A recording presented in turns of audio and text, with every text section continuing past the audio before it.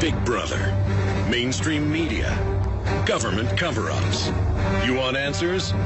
Well, so does he. He's Alex Jones on the GCN Radio Network. And now, live from Austin, Texas, Alex Jones. We were live here Friday.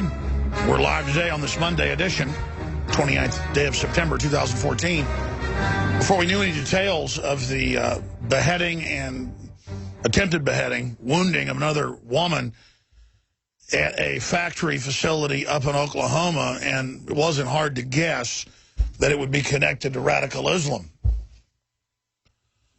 But you see the media response since it's come out that indeed that's what happened, to trying to cover it up. And I'm not one here calling for a Cold War with Muslims. I'm not an Islamophobe. Everybody knows that. But at the same time, when you have a real radical Islamic offensive that we've been talking about for a long time, 4 years at least, being launched worldwide and being funded by the highest levels of NATO and Western governments, you've got to ask, what's the end game plan here? Well, it's to bring in basically martial law under the name security. I mean, I was listening to local talk radio today. I was watching the news this morning over the weekend. They were saying, oh, looks like those military equipment are needed to fight ISIS. Looks like it was the right thing to do. Was it military equipment, armored vehicles, checkpoints, NSA surveillance that stopped Alton Noland, who tried to chop 2 women's heads off and successfully chopped 1 woman's head off before being shot by the CEO of the facility, who had his concealed carry and mitigated it? Money on it, this guy would have probably stabbed 10, 15 people. And, of course, you could go look Saturday, and they already had found his Facebook with him showing off with the Islamic State flag and the rest of it, promoting Islamic State. And they were on CNN this morning saying, gee, we wonder if it's connected to any of that. Oh, my goodness, we don't know. He is literally, in the last 6 months, been radicalized, hanging around with these people. He was a football enthusiast / Oklahoma Christian 6.5 months ago on his Facebook post, and then got immersed in a, quote, radical mosque. So he kind of went from being a football player, godfather, thug life type guy, somebody who was on the edge, wanting to be tough, wanting to be a man. And I've pointed out that the way they use Facebook and Twitter, we're really seeing trendies with ISIS patches. We're really seeing it because celeb. We're really seeing it being promoted and pushed by the Muslim Brotherhood.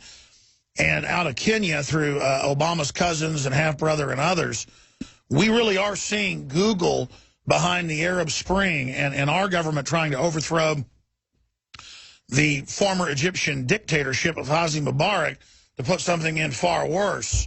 And then our media criticizing the military after a year of tyrannical rule by the Muslim Brotherhood. Something like 20 million Egyptians hit the streets protesting it. So the military took back over. Stop letting them burn down all the churches and crucify people. And our media, CNN, actually criticized it. So let's get one thing straight here. The people running our government, the special interest, are protecting, are funding, are shepherding, are opening the door for radical Wahhabist Islam to launch a jihad worldwide. And the whole buildup of Homeland Security in the last 12, 13 years was in preparation for this, so that we will accept the police state takeover, which will then be flipped onto the liberty movement. Now, I told you that before it happened 13 years ago. It's now happened. You've now seen the flip begin. But they need another push to get the cops, the military, everybody to go along with it, so that they get in place, get accustomed to going through the motions before they publicly stage false flags in America and turn them loose on anybody who isn't a communist or a sympathizer with the globalists. We're going to break it all down straight ahead. It is Monday, the 29th day of September, 2014. I am your host, Alex Jones. And every day I seem to come on air and say, wow, our plate is certainly full. But That is not an attempt to make the broadcast sound interesting. I am completely overwhelmed.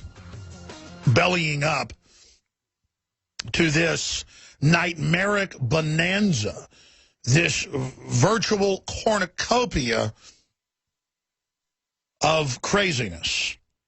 But sticking our heads in the sand will only make it worse. So that's why we're here, to break it down as a radar system and to try to navigate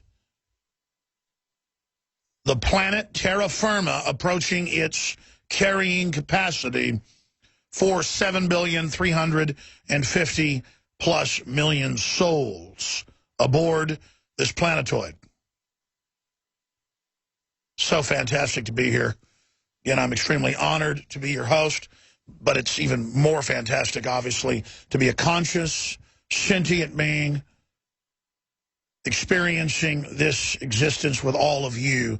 We are all truly brothers and sisters in that experience, no matter which side we serve. So always remember how epic consciousness is. The system, first and foremost, seeks to shudder the mind, to make you feel pointless and weak, and to make you bored, and to make you only tune in to their attempt at false reality that is the state-run media and the controlled Hollywood culture. It is an attempt for them to force you into their artificial consciousness, their system of total control. And this revolt that I am only a small part of is truly a revolt demanding free will and for the self-determination to at least be able to make some of the basic decisions governing all of our individual and, yes, collective destinies as a species. I am honored to be here. Thank you so much. The news websites are Infowars.com and PrisonPlanet.com. Obviously, we have Obama coming out saying that they underestimated Islamic State threat. Islamic State was built by NATO, Saudi Arabia, Turkey, basically everyone in the Middle East but Iran and Syria and Egypt and Libya. Doesn't matter if a country was our ally or neutral, it's been overthrown and handed over to Islamic State, known as Al-Qaeda, known as Wahhabists, known as Sunni radical arm, the paramilitary takeover arm of Saudi Arabia. And this is all being done because they know the military finally clicked, finally had a paradigm moment when the light bulb ignited above the head and realized, oh my gosh, there's a global shadow corporate chaos organization that consolidates power out of worldwide crises that is protecting and shepherding radical Islam. And we don't want to be part of it. And so once this force had been turned loose, now they have to have some staged bombings of it to try to get the narrative back to Homeland Security and the other Homeland Security systems in Australia, England, Germany, you name it. They need to now legitimize, not just to us, but to their own people who are really now sitting back, decompartmentalizing. So we have that. We have a little small hors d'oeuvre with 36 confirmed dead when a volcano erupted in Japan, spewing ash and toxic fumes. By comparison, in the reports I've got here, they estimate that the Yellowstone volcano, the supervolcano, the biggest known in the world, there's several, but it's now active. I want to say that again, active. And with their computer algorithms, they estimate it will erupt soon. Now, that means the next 100 years, but now it's moving even quicker. They think it erupts every few million. That it is between 10 and 20,000 times bigger than what this volcano eruption was. Hundreds of times bigger than Mount St. Helens, covering more than half the United States in molten ash, changing the climate of the planet, sending us into a dark age. It erupted 2.1 million years ago. 1.3 million years ago, 640,000 years ago, according to the isotope readings. The biggest eruption was 640,000 years ago. And I'm not saying this is imminent in a human lifetime scale, but it just shows you when they say we need to have stable climate and pay a UN body and Homeland Security domestically, quote, prosecute green crimes of not throwing your recycling away or whatever, that it has nothing to do with protecting anybody. And everything about surveilling and micromanaging every facet of our lives as a world unifying religion that isn't even based on real, sensible environmental crises and problems that are happening that need to be dealt with. It's a cover for all of that, as all the GMO and pharmacological crops and cross-species abominations and human cloning and chimeras, spider goats, it all glow-in-the-dark dogs, all of it racing forward. And we're talking about carbon dioxide and how we've got to have a totally stable climate with no change. The only thing that's stable is change. The only thing constant is change. The only thing that continues to happen is change. Anyone with a literal IQ of 60 points knows that. But they insult everyone's intelligence. I saw, no exaggeration, probably 25 articles or more last week. Mainstream headlines, Smithsonian, NASA, Washington Post, CBS. No one questions climate change. It's now not global warming. And then quotes about we must not have climate change denial and we must get the taxes in place to do it. And Obama's going to act with executive orders regardless to protect us from climate change. When giant asteroids hit the Earth all the time, there's huge volcanoes everywhere. How many civilizations got covered in lava in 5 minutes like Pompeii? Krakatoa. It's just ridiculous. We're on a planet that hadn't even cooled with about a mile, 2 mile thick, depending on where you're at, some places even thinner, floating islands of mountains and seas flying at hundreds of thousands of miles an hour through space, orbiting a sun out on the edge of a galaxy. And we really are worshiping Hollywood stars and Obama and red carpets. I mean, give me a break. Go out to West Texas when it's a clear sky and no moon. You'll just fall to your knees. It's like the stars are just coming down. The stars are big and bright, deep in the heart of Texas. What's that song I remember singing when I was a kid? The stars at night are big and bright, deep in the heart of Texas. I mean, that's incredible. What's the Bible say? You can see God's handiwork in the firmament.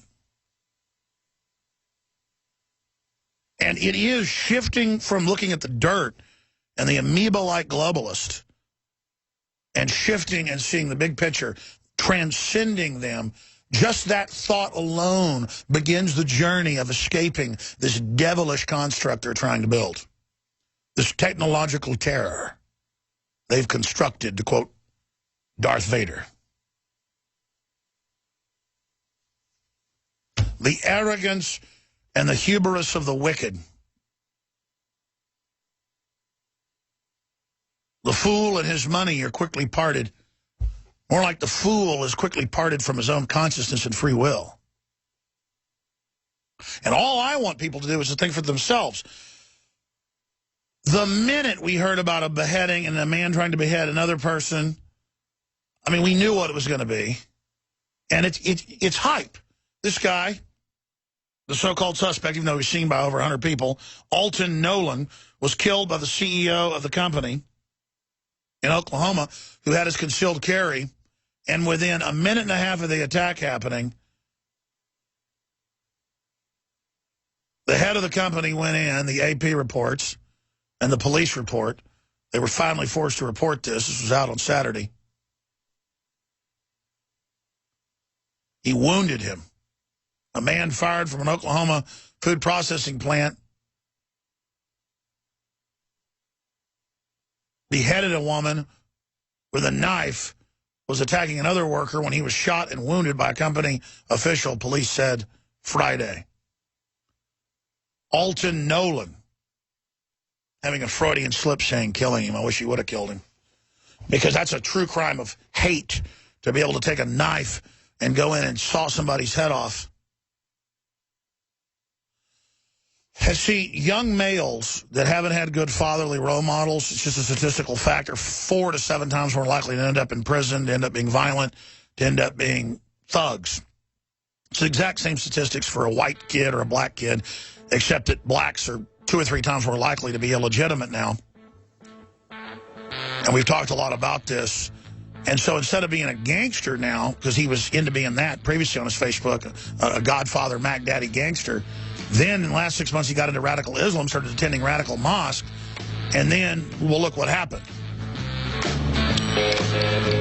And it's a pure copycat hype event. But what about real ISIS sleeper cells? Here's an example. The U.S. ambassador to the UN said about a week and a half ago, we played the clip here 2 or 3 times, that, yeah, of course, taking out ISIL is about taking out Assad, their arch enemy, who's done nothing but fought al-Qaeda for 4 years with our government arming him. And now the Saudi Arabian ambassador to the U.S., the video's up on Infowars.com,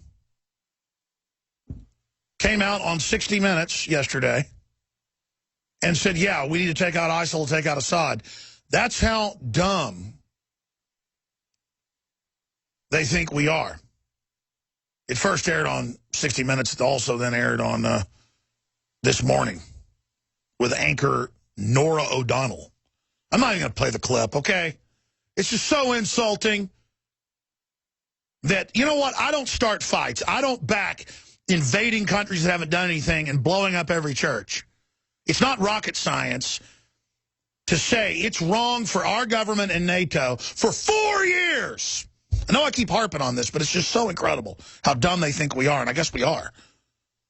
To be pumping billions of dollars in, 600 tons of weapons just the last month or so,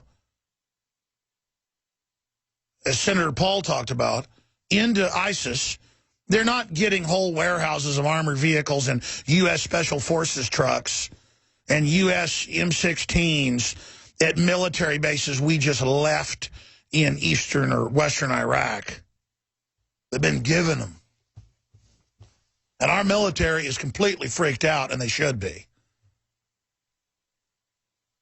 And all of this is about covering Obama's butt and Hillary Clinton's and the rest of them, and Senator Graham and Senator McCain, who's so angry at Rand Paul, who keeps saying, you met with ISIS. And then he goes, that's ridiculous. Well, actually, I did, but so what? You should go meet with them, too. And then all these headlines. Rand Paul got caught in a hoax. McCain never met with anybody. Bull! I remember 2 years ago showing the video, the photos. He was proud of it. And half the guys he met with are the leaders of Islamic State. But they think you're so dumb, they're still up there lying about it.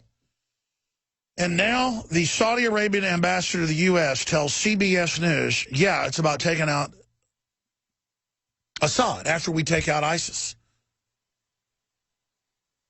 What? It's about turning that place over to Saudi Arabia. Saudi Arabia conquered it before. Last century. Syria. Damascus. And so it's just all about smoke. So everybody's like, oh, my gosh, what's going to happen? Oh, I guess we had to take them out. Well, of course, Al-Qaeda needs to be destroyed. It's horrible. And let me tell you, people say, Alex, you're the one always saying terror is fake. Why are you saying Islamic State's a real threat now? Well, I always said there's different types of terror. There's purely provocateur. There's wind-up toys where you find mentally ill people, get them to do it. There's systems where you open the door for terrorists to attack and use the NSA systems to make sure other agencies that are doing their job aren't able to stop them. Because literally like 98% of the government is compartmentalized and didn't know this stuff was going on. Now that it's all out in the open, it's the decompartmentalization that could destroy the New World Order, folks. I remember 3 years ago at Bilderberg, we got the intel from sources inside that they were having main meetings about how to spin that they weren't behind Al-Qaeda and how to cover it up. The head of NATO was there. And they were really upset because their narrative was being disrupted. And the fact that Arab Spring had been launched by them was starting to come out. And so now Obama's running around saying, we were caught flat-footed. Well, I got bad intelligence. Bad intelligence. They have armed over 100,000 of these jihadis, bare minimum, given them the weapons, turned them loose all over the place. And the media has backed them, overthrowing Libya, Syria, Egypt, and other areas. You all saw them do that. So this is a challenge here. Are we this dumb? Well, let me tell you, the public may be dumb. The military's not. They all know the players. They all know what's going on. Let me tell you who else knows. Quote, law enforcement. Only because they actually have to study these groups and organizations. And so they know this is completely phony. So the question is, do you trust a government that's doing stuff like this? That's all I'm saying. Because when we come back, the next phase that I've been warning you about is beheadings in America, then mass shootings of schools, factories, universities, federal buildings, and a big truck full of plastic explosives rolling right into the White House. When Obama will be gone, don't worry when they do that. Oh, he'll be such a hero. Or the president took off a helicopter a minute before when they got a warning. I mean, I'm throwing out these scenarios because I know how they work, so they can't pull them. And believe me, I'm not being arrogant. They watch, they listen, and then this decompartmentalizes all the Secret Service and other people that are good to know what to look for. They could blow up Congress, folks. I'm telling you, they're getting ready to pull something big. My spider sense feels it. You've heard me saying it. Now you're seeing it start. The inventor of the World Wide Web warns of threat to internet freedom. Says a global tyranny is taking over. William Benny, number 4 at the NSA, a director of their technical operations and development. They say, even ABC News says, one of the greatest code breakers and mathematicians in NSA history, says it is a total totalitarian takeover with the destruction of free will in mind. I don't know. We now have Sir Tim Berners-Lee saying there's a global takeover. That's AFP. We have the former director of the NSA saying it's a totalitarian takeover. I mean, people say, if there was a takeover happening, people would warn us. There are good people in the system. I had Colonel Schaefer on about a month ago, and he said, if you want to know what I really think, because he still gives classified briefings to Congress, interview this gentleman, Mr. Steele, who was a CIA actual field commander with the Army. And then we get Steele on, and Steele starts saying, this is a false flag, that's a false flag. They're bringing in martial law because, you know, ISIS basically works for them. Because that's what's going on. Do you understand that? We're not up here playing patty cake, making stuff up. When I tell you that they're getting ready to release brigade level, I'm talking 3,000, 4,000, 5,000 terrorist sleepers in this country. That's the type of capabilities from my research that Islamic State has in this country. This isn't some fake Al-Qaeda wing, cutouts, decoys set up on 9/11 who are really on CIA payroll. That's confirmed. That's London Guardian, that they were at least double agents, bare minimum, and we're being lied to about what really happened. The 28 pages that Saudi Arabia was intimately involved, and that our government ordered a stand down, bare minimum. That's been confirmed by Congressman Walter Jones that's read the 28 pages. That's been confirmed by Colonel Butler, who was there that day he was on 3 weeks ago, briefing Congress. Congress was told in briefings 95% of the Islamic Jihad force attacking Syria is IS. That's just a catch-all term. ISIL, all of it. I even predicted, I said they'll bomb some little 50-person, 100-person splinter group. They will not bomb their main IS that they equipped and trained. And you notice they couldn't get a resupply because Congress blocked the funds, and the Pentagon refused to ship the weapons because the pilots came on this show and literally got death-threatened and everything else and subpoenaed by the Justice Department. People are like, oh, there's good people in the CIA. They wouldn't ship guns to Al-Qaeda. Well, they came on the show and told us all about it. Tosh Plumlee, what do you think that was? The Pentagon wouldn't do it. So they said, okay, just come into Iraq, resupply there. And they do it through Saudi Arabia so they can have plausible deniability. They can fence the money, the weapons. This is what's happening, ladies and gentlemen. And so if I wanted to overthrow America, if I wanted to overthrow what's left of Western civilization, if I wanted to bring in a tyranny so I could then turn the West into an armored compound to launch a global war worldwide to take over the planet for the bankers and destroy the other free countries and the other rogue countries as well as the West while I was at it, I would fund radical jihadists worldwide to threaten the West and to stage horrible atrocities. I would then give them part of the Middle East as their payoff, have their patsies commanded by shadow forces, attack real installations. They will really be killed. There will be real wars with our troops and these people. There will be real police killed by these people. It's a real world fight. But the whole thing is simulated at the top and is synthetic. The word they use is synthetic. This is an artificially manufactured, created system.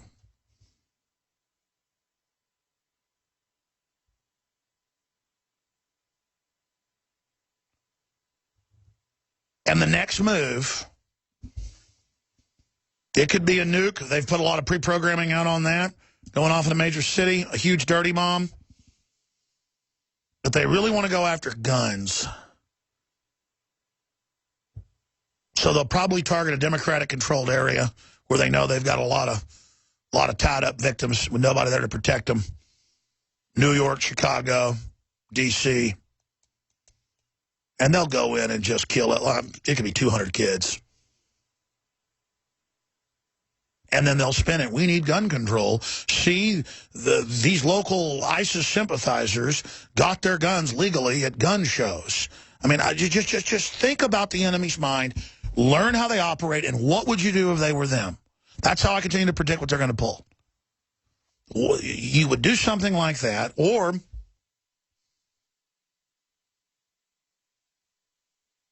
by the way, people that say, oh, don't give them any ideas, believe me, these people already have all these ideas. Let me assure you of that.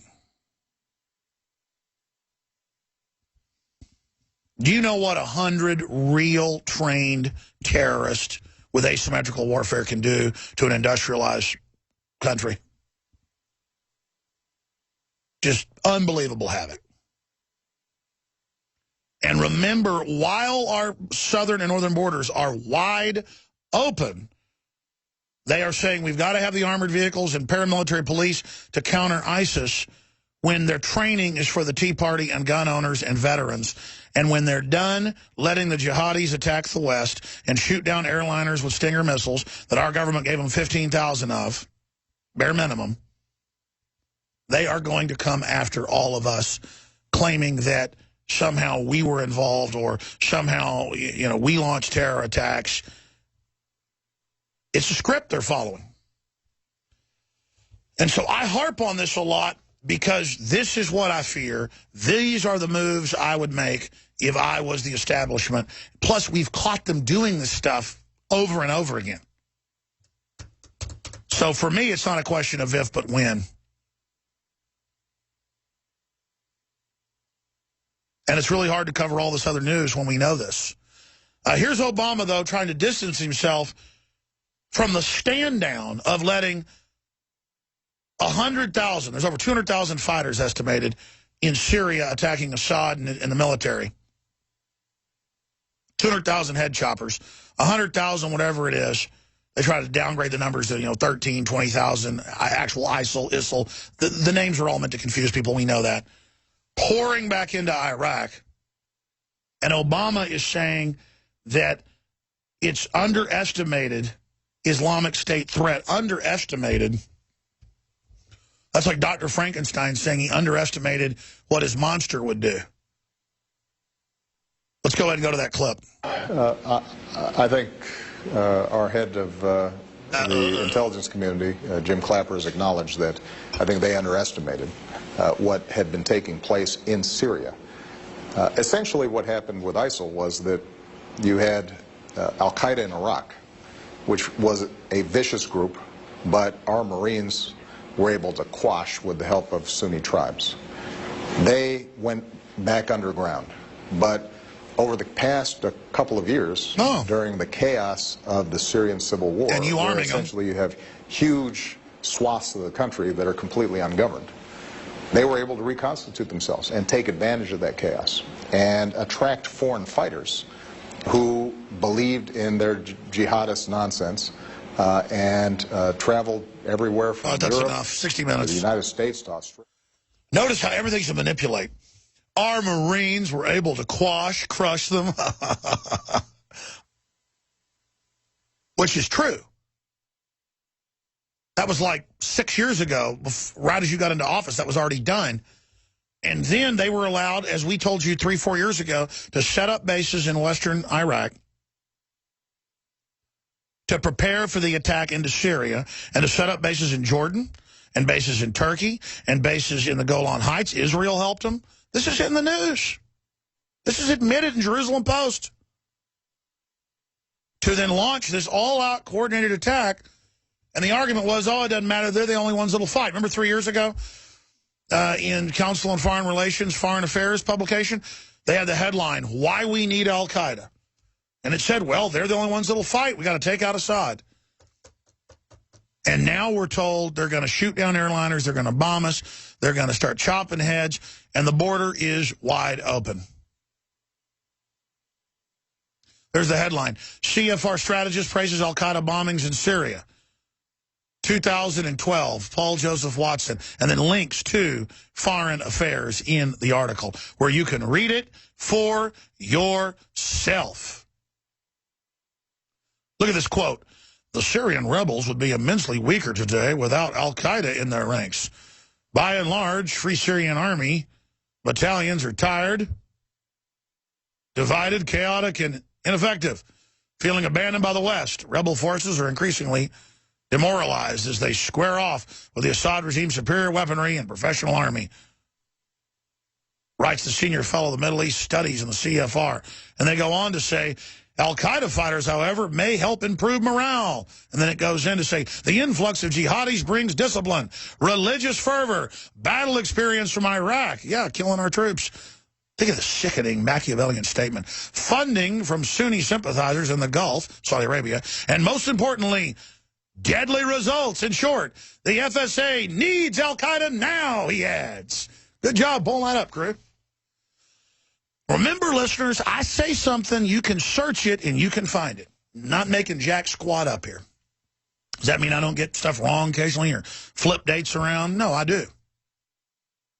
And I got a whole team of people in there watching what I say. And they go, hey, he didn't get killed. He shot him.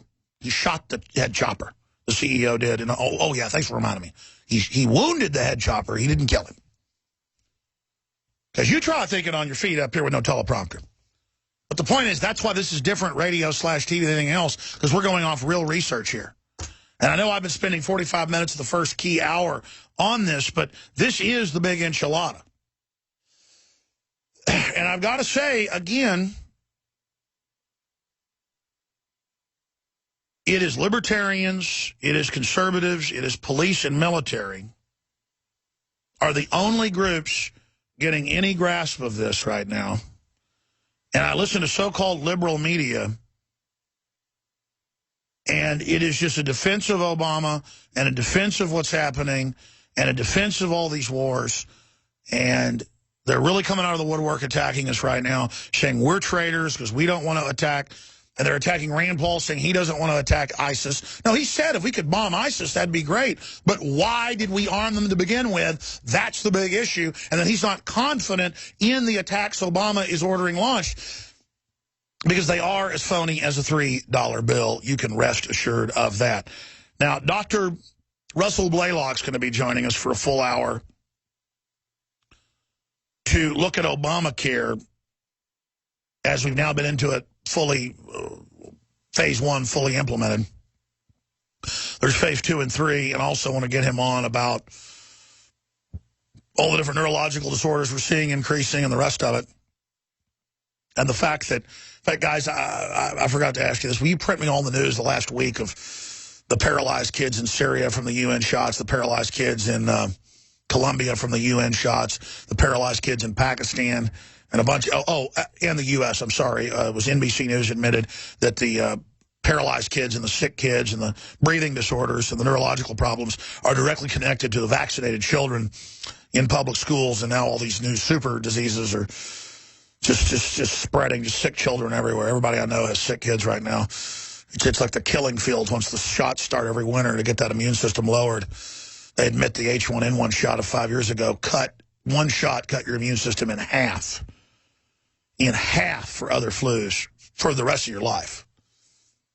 So, I mean, that's just a major Canadian government study. I'm sorry, I know the facts, but you can look that up for yourself if you care. So we're going to get him on about that. That's all coming up. By the way, we did get another shipment of it. A little bit of it came in last week, and a little bit more came in this week, and then we should get the full amount next week. DNA Force. Well, anybody that's seen me in person, but also on television, says, man, you know, you look like hell for years, and what have you been doing? Well, same amount of exercise, but drinking more water, trying to get a little bit more sunshine, trying to be more positive. But the nascent iodine X2, the purest form, strongest form out there, period, from a deep earth crystal source. All the rest of it's from seaweed, which isn't bad. You know, it's okay whether it's sea salt or seaweed. Just this is the real deal. The X2, the Super Male Vitality, the DNA Force, proprietarily blended with patented ingredients, just one of which is BioPQQ, is backed by over 175 published clinical studies and given the ingredient with the Best Science Achievement Award. And it's a nutraceutical, so we're actually allowed to say a lot of things on InfoWarsLife.com and have videos up there breaking it down with Dr. Group, because this is certified, patented, confirmed. Okay? A whole bunch of the ingredients, but I'm not going to even tell you what it's done for me. Just get a bottle of it, try it. The only PQQ from the U.S., extremely expensive, and we give you the best price. Costs us $12,000 a kilo. That's one ingredient. Not sold for 7 or 10 times the price like most outlets. Yeah, we mark it up about 1.5 times, which is still a good markup. That's how we fund our operation. But the rest of the industry just, I'm sorry, it's 5, 6, 7, 8, 10 times. No other formula focuses on heart, brain, mitochondrial, cellular health. Available, again, only when we have it in suppliers. It's so hard to get. It is back in supply. Patented, unavailable anywhere else, but through InfoWarsLife.com. Provides superior antioxidant shielding to skin cells, to the entire body. Damaged DNA and the shortening of telomeres accelerate the aging process. Fight back, ladies and gentlemen. We've all had the lawyers and everybody else look at exactly what we're able to say about it. So just go to InfoWarsLife.com and read about it right there. But this was formulated by my dad, who has a background in biology and developing nutraceuticals into approved drugs. That's what he's done before. And Dr. Group. And when we went to the main suppliers of the ingredients, they're like, wow, this is an amazing product. We had to sign a lot of big contracts and stuff. I mean, this is the real deal. It's available at InfoWarsLife.com or 888-253-3139. DNA Force. Leading competitors are 3 to 5 times more expensive. They do a bunch of vaccination, and a mystery illness sweeps the country. Even mainstream media admits it's connected to vaccinated children. Kind of like every year you'll hear about MMR outbreaks, whooping cough outbreaks, and it's the vaccinated kids that have got it. I'm not against the science of vaccination. I know it can even work, but you can't trust these evil companies to do it. There's other agendas afoot, and there's always been side effects to even good vaccines. It came out that in Europe, the elite, you can look this up, gets a, quote, clean vaccine, a secret vaccine that the public doesn't get. Just type in, German government gets clean vaccine. British government gets secret vaccine. Chinese leadership gets, communist leadership gets clean vaccine. You will have mainstream news. Monsanto doesn't eat GMO in their own factories, in their own laboratories, in their own cafeterias. That's CBC out of Canada. All I'm saying is you need to look into what's going on here, folks.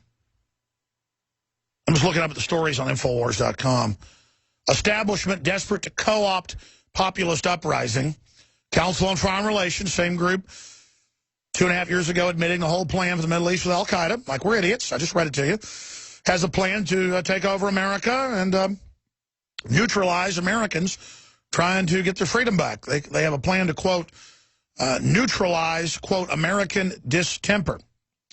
Also, Americans resigned to ground troops in ISIS war. Yeah, they've got the Republicans now pushing that for the Democrats. Bilderberg Kissinger wants world army to fight terrorists. And then they run the terrorists, so they need to have a world government. Oh, you need a world government with NATO to fight the people NATO armed.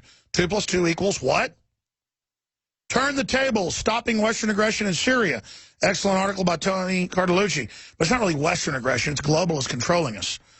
David Cameron says questioning government policy is terrorism. There's actual video of it. ISIS just 1 mile from Baghdad as al-Qaeda fighters joined forces against Syrian airstrikes. They didn't join forces, they are al-Qaeda. So that's just some of the news up on Infowars.com and PrisonPlanet.com. And let's look more at Alton Nolan, the reported beheader, who went into this HR area and made a beeline for 2 white women, killing one, wounding the other, and it's a racial attack. Meanwhile, Obama gave another speech. We have the video. Play it next hour if we have time with Blaylock, saying that basically everyone knows America is racist. Well, Alton Nolan said, quote, Sharia law is coming. Now, until 6 months ago when he became a Muslim, he was into being, kind of a Mac Daddy type, the Godfather, all this gangster type stuff in football.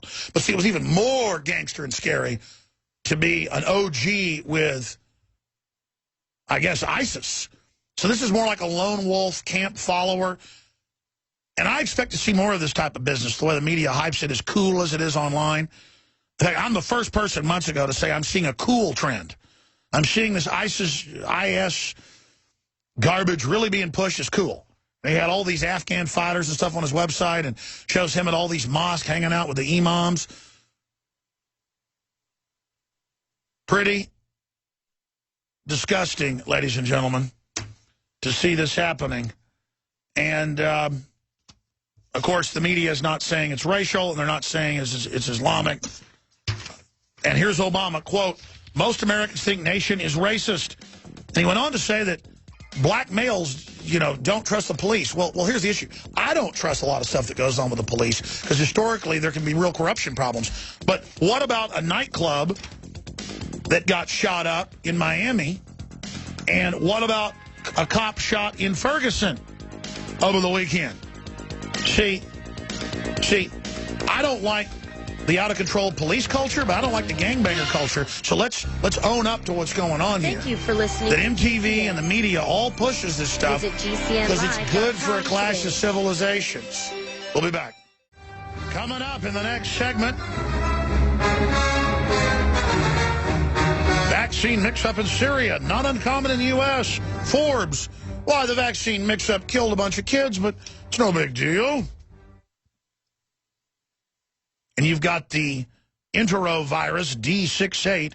What is the mystery respiratory virus making U.S. children sick, and why is it directly connected to the vaccination program?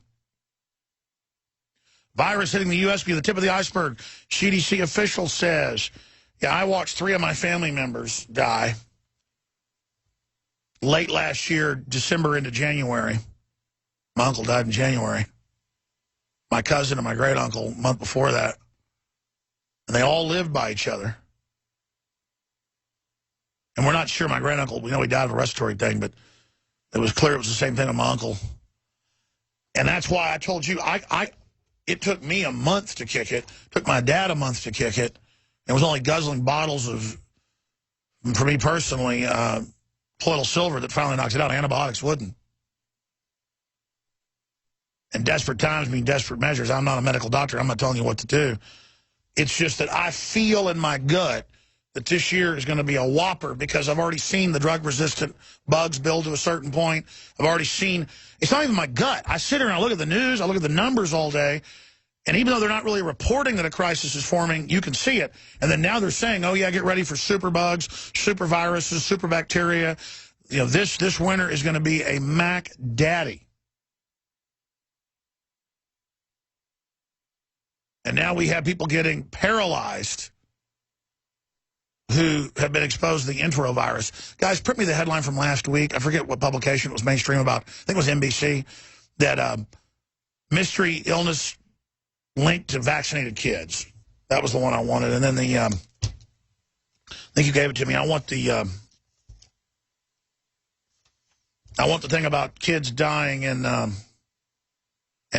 collapsing to get the HPV in Colombia, and then other stuff, because I want to just be able to show all those when Blaylock comes on with us. Thank you. Some of the other news that's coming up.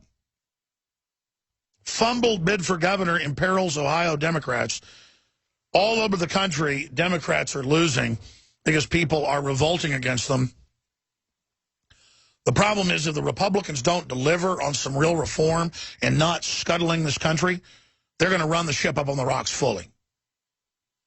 And so people will vote for a ham sandwich or a donkey, pun intended, before they will vote for a Democrat right now, because people understand they have been mightily betrayed. And people say, well, that's just how politics is. Yeah, but it's getting more severe. It's getting more extreme. I mean, Obamacare is a doozy of a whopper on steroids. It's bold with the death list and the death panels and the rationing of care and the 20-plus taxes and the payroll taxes. I mean, it is cold-blooded. So, all over the country, they're in trouble. All over the country, they're in trouble. And so it looks like the Republicans are going to take the Senate as well, not just the House.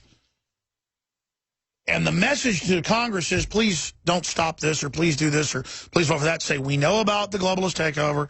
We know the country's corrupt. We know they're devaluing the dollar. We know special interests are trying to blackmail you or threaten you. Just do the right thing together or the whole country's wrecked. They're going to bring the whole thing down.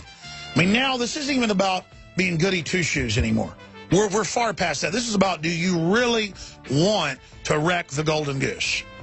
Because let me tell you, this isn't good for business, except for a few mega banks that want to buy this country up for pennies on the dollar. This global depression they're bringing in is bad news. But if we point out the globalists are behind it, they may back down and do a soft landing. They're only going to pull this off if they think they can get away with it. You're either with us or you're with the terrorists, George W. Bush famously said after 9/11 at the UN. Well, our government has publicly, along with NATO and others, armed al-Qaeda, renaming it ISIL, ISIS. It has new names every few weeks, and is turning them loose across the planet. Former Congressman Ron Paul is going to be joining us tomorrow for 30 minutes with his take on that, his son running for president, and a lot more. And former Minnesota Governor Jesse Ventura will also be joining us tomorrow. They're both on the second and third hours. We're now in to the second hour today. I am your host, Alex Jones. Now, one of my favorite guests is Dr. Russell Blaylock. And, of course, he's a retired brain surgeon, a well-known famous brain surgeon who developed some of the most widely used techniques out there today. And he has basically in the last 30 years introduced many of the terms that are now in mainline medical journals, like excitotoxins and issues like that. And he has been vindicated on the dangers of aspartame, mercury in the vaccines, thimerosal. He's been vindicated over and over again. In the last month, we've seen not one but two high-level FDA whistleblowers come out. One of them was one of the scientists that was one of the two main authors of a big study that came out 6 years ago. And then another one that came out in 2004. Now, the one in 2004 was the one that said mercury's actually good for your children's brains. And I'm going to play that clip from CBS News from 2004. And he said that they were basically ordered to omit the evidence showing a tripling in autism in boys. So how did Monsanto, with the Searle research, say that monkeys, that were fed in their milk aspartame was fine. They just omitted all the dead or brain-damaged monkeys and then only kept the ones that were okay and said, oh, look, it's fine. Doesn't matter if 73% of the monkeys died or became brain-damaged. They just omitted them from the study. That's been in Congress. So, and where I learned about that? From Dr. Blaylock, got to be 15 years ago on the show. Of all the guests, he has been the most trailblazing. I know he hasn't come on, to have his, butt kissed, but I mean, we need to recognize people that have been demonized on national television, the Associated Press, you name it. When he said the H1N1 was a fraud, it would lower your immune system. A year later, the head of the EU Commission, Dr. Wolfgang Wodarg, came out and confirmed it all. He has been triple vindicated in everything he said, and so I want to just cover the waterfront from the articles he wrote on his BlaylockWellnessCenter.com, the articles he wrote from Newsmax.com, everything. I mean, it's just so accurate, his research, that literally he's a national treasure. And, I don't gush like that with most of our guests. It's just that I've been on the air 20 years. I've been interviewing this guy since 1998 or so I guess about 16 years. And we wouldn't be where we are having most Americans now aware of what's going on, vaccine levels going way down, people realizing they're dangerous. We're not against vaccines. It's just that it's what's in them, and then they've got liability protection. We got to clean up their act. And at least that's my view. He has a new super awesome website and a podcast, BlaylockHealthChannel.com, BlaylockHealthChannel.com. What a resource. Send that out to everybody. We're going to tweet it at Real Alex Jones. We're going to post it to Facebook. Get that out to everybody, because every child we warn, every parent we warn, they won't listen to somebody like me half the time, or they won't even listen to Ron Paul, or they won't listen, or they can fire Hollywood stars that come out and criticize vaccines to try to shut everybody up. But they'll listen to a medical doctor, a brain surgeon like Dr. Russell Blaylock. So he's with us for the balance of the hour. And then we're going to have open phones in the third hour today. But we're going to cover it all: Obamacare, the vaccines, this new mystery virus that even CBS and NBC admit is linked to the vaccines. 4 articles the last 2 weeks. In 3 continents, people getting paralyzed or dying from UN vaccine programs, MMR, polio, and Gardasil. It's just crazy what's happening. Dr. Blaylock, thank you so much for coming on with us. Well, thank you, Alex. Where do you want to start? Well, we can start with this enterovirus D68. What most people don't know, and a lot of physicians don't know, is that the enteroviruses, which is a group of viruses that normally inhabit the intestines, most of them are pretty benign. They just cause a mild fever, a little ache, and a few days later you're well. When I was growing up, in fact, we called it a summer virus. So these are very common viruses. Now, what changed to produce the epidemic of polio back in the 30s, 40s, and 50s was not a change in the virus. It was a change in the host, that is people's immune system. And analysis of it now by independent scientists, not these politically controlled scientists, but independent scientists, shows that something happened to people's immunity. And about the time that polio started paralyzing so many children, they had were doing widespread inoculations for diphtheria and pertussis. And there's evidence now that alters the immune system so that it produces a different disease, and that is paralysis. And, if the virus itself caused paralysis, then everybody that got infected with the polio enterovirus would have been paralyzed. Well, they weren't. The vast majority of people who contracted the polio virus had no disease or very mild disease. Only a small percentage were ever developing any form of paralysis. By the way, my grandmother, who's 89, just beautiful, wonderful, smart person, she was given the first polio vaccine, and then a month later got polio, and it ate half the muscle in her body. But sorry, just go ahead. Yeah, and this is one of the things that was the big scandal at the time, was that the vaccine itself eventually was causing virtually all the reported cases of polio, not a wild-type virus.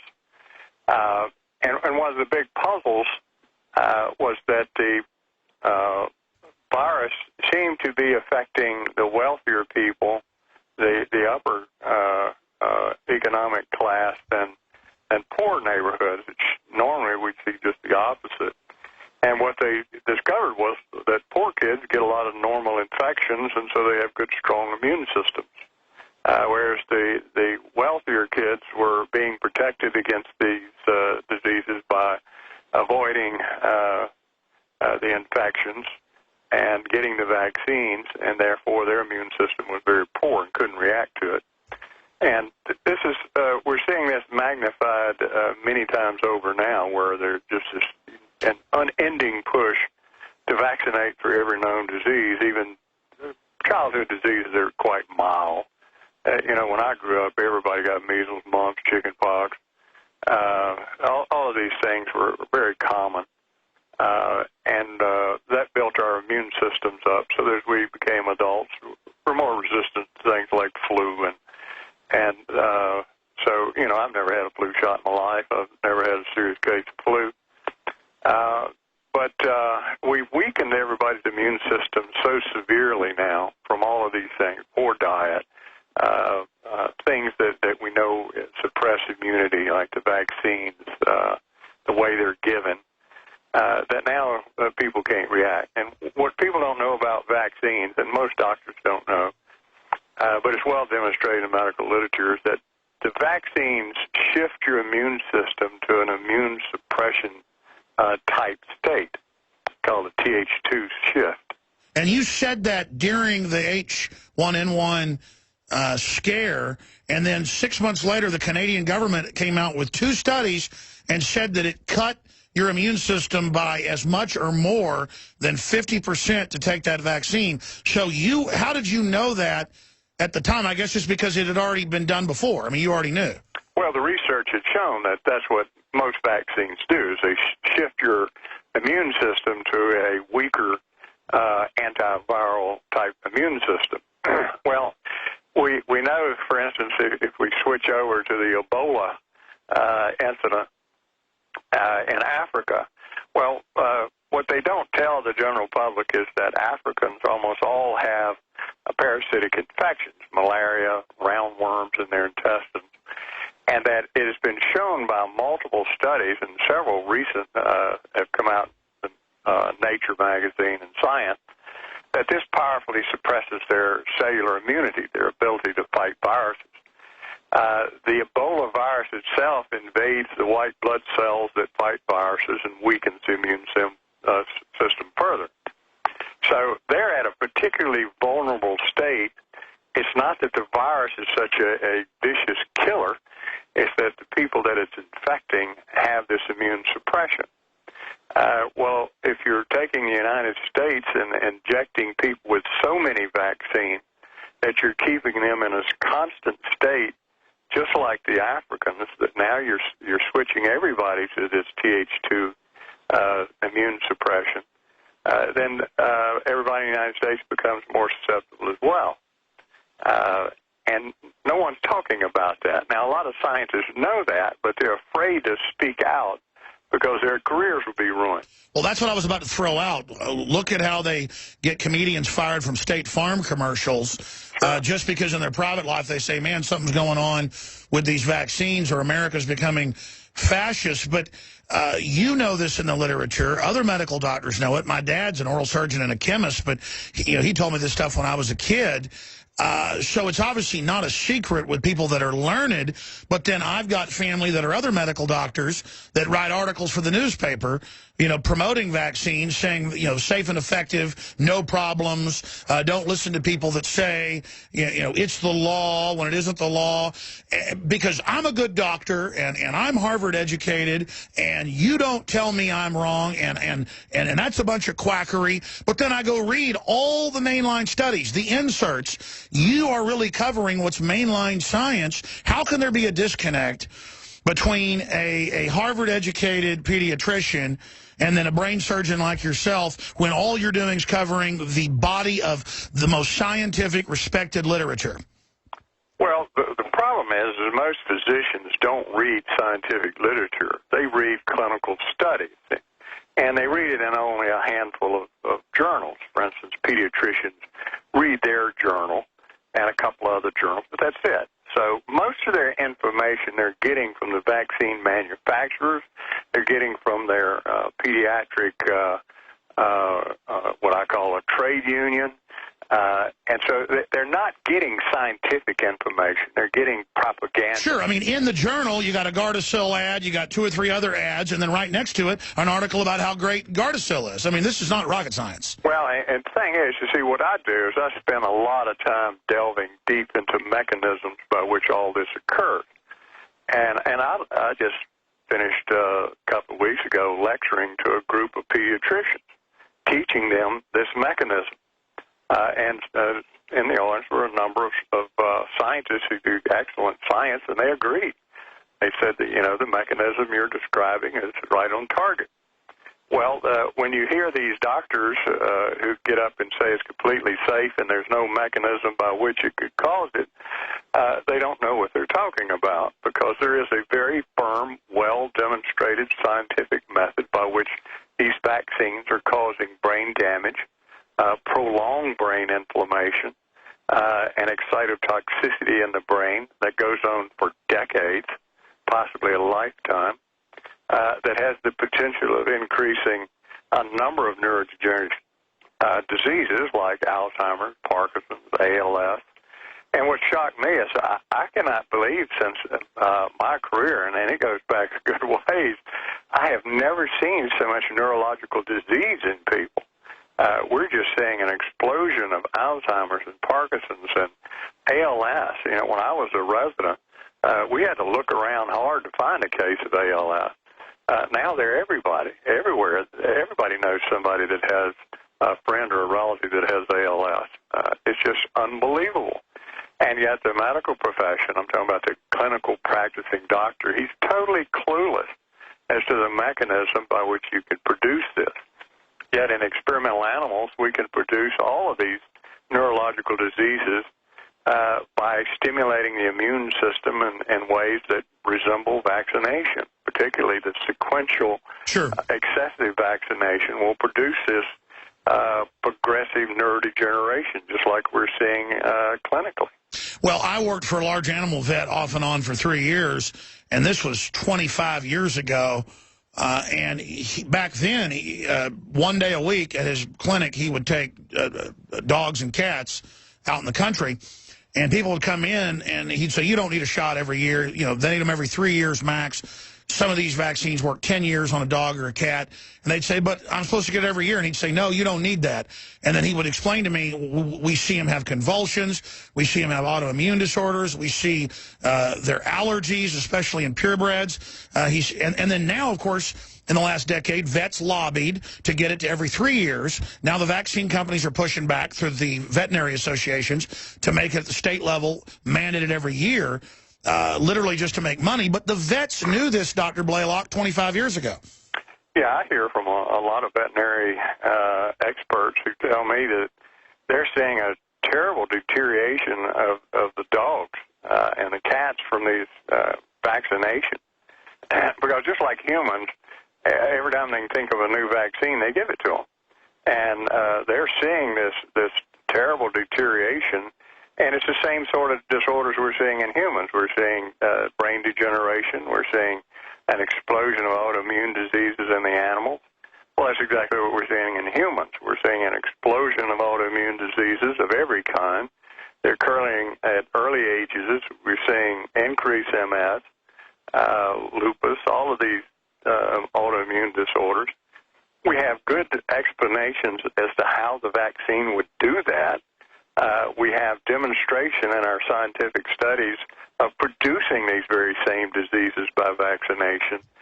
And yet the intimidation by the pharmaceutical companies and the government in link with pharmaceutical companies, scientists are terrified to speak out. And what they did to Andrew Wakefield is one of the reasons that doctors are so terrified to open their mouth and say, hey, look, millions of people are having their lives destroyed and their health destroyed by this crazy vaccine policy. I mean, we're not even reasonable now. They're wanting to give 150 vaccines over a lifetime. Well, you can't do that to an animal and not destroy the animal's health. And you can't do it to a child or a human being. A child gets about almost 40 different vaccines by the time they start school. Well, now, after they're in school, they want them to get even more vaccines. And when they go to college, they want more vaccines. If they go into the medical profession, they say you can't enter a hospital unless you get a flu shot every year. Isn't this the heart of tyranny? Because if you talk to the brain surgeons, the medical doctors, the vets, they'll all tell you the same thing. The inserts on a lot of the vaccines admit it doesn't even protect you. More studies out that hepatitis vaccines attack the liver. Why are we giving newborn babies? Getting to the heart of this, Dr. Blaylock, they've had decades now to know this is going on. Instead, they're ramping it up. Until 6 years ago, no medical doctor I talked to would ever vaccinate a pregnant woman. So they doubled down and said pregnant women need extra.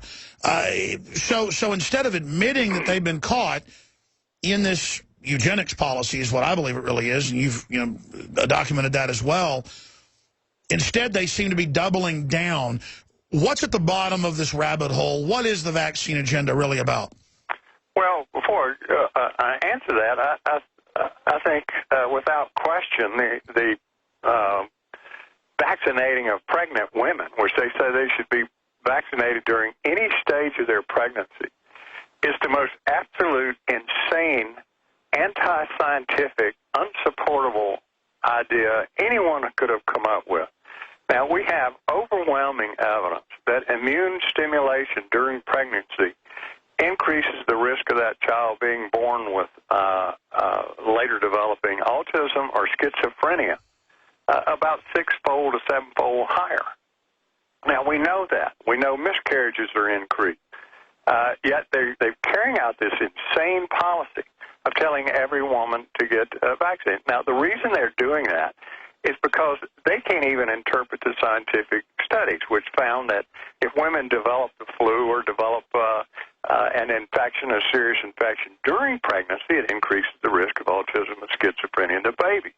But the studies found it's not the virus, it's the immune reaction that causes it. It's interleukin-6, and that you can produce it without a virus just by stimulating the immune system. Well, a woman's risk of getting a serious infection during her pregnancy is pretty small, but they're calling for stimulating the immune system of every pregnant woman in the United States. Unbelievable. How insane is that? Well, because I just can't even believe that the doctors that know this, the scientists that know this, will just sit by and let them destroy the lives of millions of unborn babies, and knowing that the science strongly supports that this is the most insane idea anyone can ever come up with. For number one, the flu vaccine during pregnancy, the flu vaccine is ineffective for most people, and particularly during pregnancy, the vaccine is going to be a lot less effective. So, but it will stimulate those cytokines that produce this abnormal development of the brain that produces autism and schizophrenia. So how many schizophrenics and autistic children are we going to have another 5 years from now after they've started this insane policy? Unbelievable. The neurological disorders, the mental illness, every metric is going parabolic, straight up like a rocket. And when we come back, we'll get your answer, because you just set that up with, is it on purpose? Well, at this point, we know it is because they know. I mean, every doctor I've talked to goes, yes, it's true. We know you don't vaccinate pregnant women. Everybody knew that. So why do they say in articles I have, women need extra? I mean, just give a pregnant woman extra. They just need it. It's a doubling down. It's an over-the-top evil. It's a full commitment. And it is just devilish. Dr. Blaylock is our guest. BlaylockWellnessCenter.com, Newsmax.com, BlaylockHealthChannel.com, where you find his podcast. It's an excellent website. And you should be on a mission to send this to school nurses, a mission to send this to other talk show hosts, a mission to take the YouTube that'll be up by tonight or tomorrow of this live radio/TV show, and you should send it out to people. Vaccinating pregnant women is a death sentence in many cases. Imagine if we were reporting the Nazis would shoot up pregnant women to try to force an abortion. The UN's been caught adding a hormone synthetically to the tetanus shot to then cause abortions. You can look that up. That's mainstream news. They've been caught in the mid-90s and again last year doing it. So this is going on. Remember the Tuskegee syphilis stuff? Remember all the other tests on troops? It's still going on. Why do we trust the people, these eugenicists that run the system? I'm going to get Dr. Blaylock to get into that and his research and why he thinks this is going on. And because if we ever admit this is really going on, the whole system will come down. That's why so many people in the system just rationalize, because they've been part of it. They don't want to admit that through ignorance, they have aided and abetted this scientific dictatorship. That's my view. We'll get Dr. Blaylock's view in a moment. One thing I'm doing, because of all the super illnesses, the super bacteria, the MRSA, the flesh-eating garbage, is I'm getting more sun. I'm drinking purified water. I'm eating healthier meals. I am taking the true organic vitamins and trace minerals, the true nascent iodine X2 that we've developed from the deep earth crystal source. It's not the seaweed source. That as unhealthy and fat as I'd gotten. I mean, everybody can see the difference. Truly amazing. All the products at InfoWarsLife.com. And that's also a win-win. The highest quality trailblazing products developed by top doctors, researchers, nutritionists, pharmacists, you name it, chemists. It also funds this operation that is a lighthouse in a storm warning people. I see a pregnant woman, I start warning her about vaccines. Not because I'm a hero, ladies and gentlemen. I truly am freaked out for that child. That's a normal behavior. My uncle, my dad's brother, almost died when he was in a farming accident and got poked, and they gave him a tetanus shot, almost killed him. My mother almost died from a flu shot 15 years ago. I mean, I can't tell you how many people I know have been killed by vaccines or hurt by them, or how many women are in their second trimester and get a flu shot and have a miscarriage. And the whole system just kind of covers it up. This is the corrupting of the system. So what I do is I take the Survival Shield X2, I take the Fluoride Shield, chelating, detoxifying. It doesn't just go after fluoride, a bunch of other heavy metals and things. What I do is I take the Super Male Vitality. That's just simply a bunch of well-known herbs that help boost your whole natural glandular function, your endocrine system. I take the OcuPower, that's concentrated organic compounds known to boost the cells in the eye, but also other cells in the body. DNA Force, after people, clawing at the doors to get it, been sold out for 12 weeks. It's back in. All available at InfoWarsLife.com. The Oxy Powder, developed by Dr. Group to flush out the intestines, all of it. Trailblazing products, InfoWarsLife.com or 888-253-3139. And with my children, I'm doing the same thing. Everything I can to boost their immune system.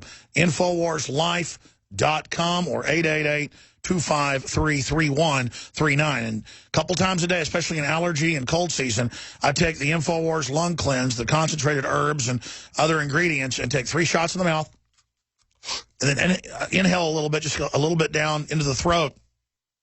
True essential oil throat product, not like the others just have some menthol or something else in it. This is like Ricola on steroids, and it's available at InfoWarsLife.com, as I said.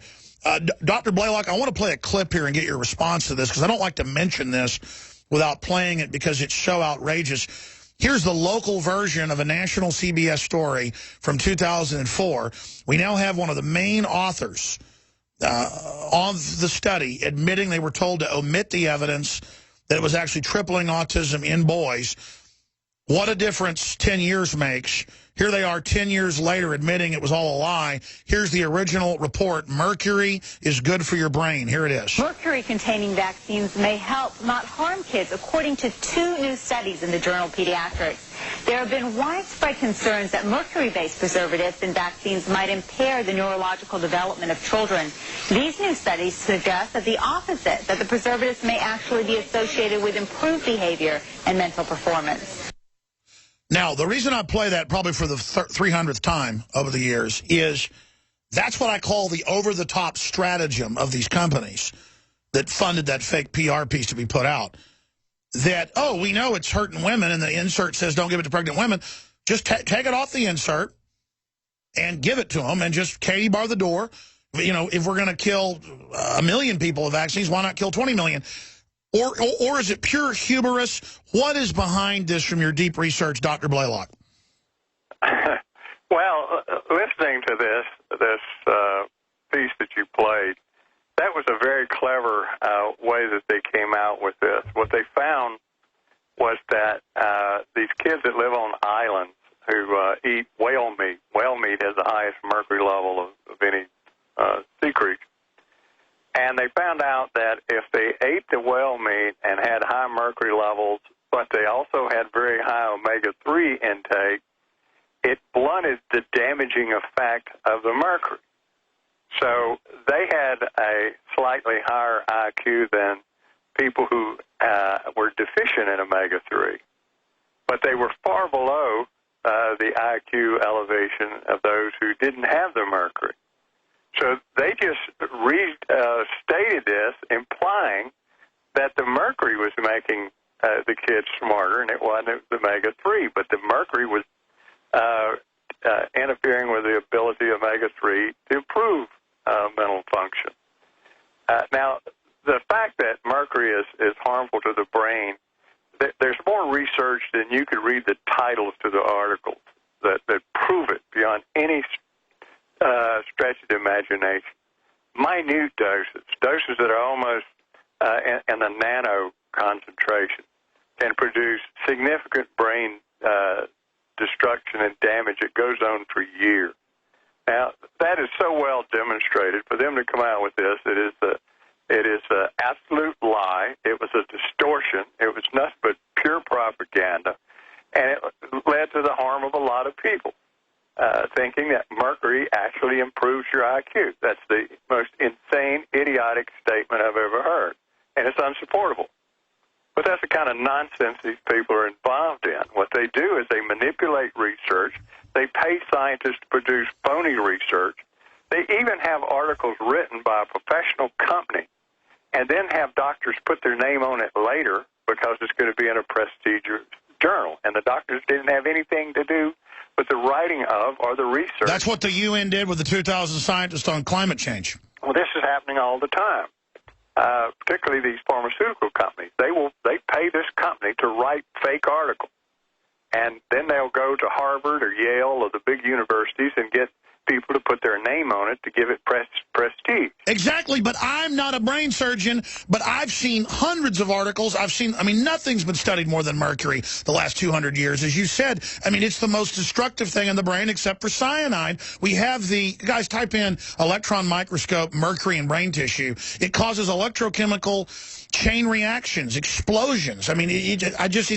How do they with straight faces say mercury is good for your child? I don't see mercury on the vitamin aisle. They say it because they're getting pockets full of money. These people are being paid huge amounts of money to make these absurd, harmful statements. The problem with the scientists that know better than this, the scientists who are doing the real research on mercury brain toxicity, generally are badgered and terrified to speak out publicly. Because, number one, the media will not interview them. The media will not carry their story. And the only thing the media will do will destroy their reputations, and then the pharmaceutical companies and the government and the agencies will do everything they can to get these people to lose their jobs. And this has happened time and time again. A good friend of mine, David Lewis, wrote a book called Science for Sale, which I recommend anybody that's interested in this subject buy this book. He worked for the EPA for 30-plus years, and he exposed some of the phony things the EPA was doing that was harming people, published it in one of the most prestigious of the science magazines, and they fired him. And he goes through here and shows all the cases of people who've been fired, how they control science, how they control the media, tell these fake propaganda stories to the public, so that they can promote vaccine programs, they can promote fluoride, they can promote whatever they want to, and the real scientists are never interviewed. For instance, when they did this big study and the Vera Straiten study, no true mercury expert was even invited to the meeting. Now, there were a number that are world-renowned experts on mercury and the effect on the brain. They weren't consulted. None of their articles were even quoted or entered into the study. Yeah, but even so, the study found that mercury damaged the brains of these children that were from vaccine. And then they altered the study when they published it in the Journal of Pediatrics, so it said just the opposite. Now, this is the kind of shenanigans that goes on every day, and this is the kind of nonsense that the average physician is reading. So let me ask you this. Big Pharma just wants to make money, but as we know, Bayer knew they were shipping out the HIV and hepatitis and the factor VIII, did it on purpose, didn't care. That came out in trial. Is it eugenics steering it all, or is it they just don't care? I mean, how do you get executives and then this whole chain of people to get up there and say mercury's good for your kid and to cover up all the bad things that are happening? How did it get so evil? What's going on? Well, I think the number one driving force for CEOs of companies and head of the Pediatrics Association and all this is money. They're buying these people. They're putting large amounts of money into their pocket.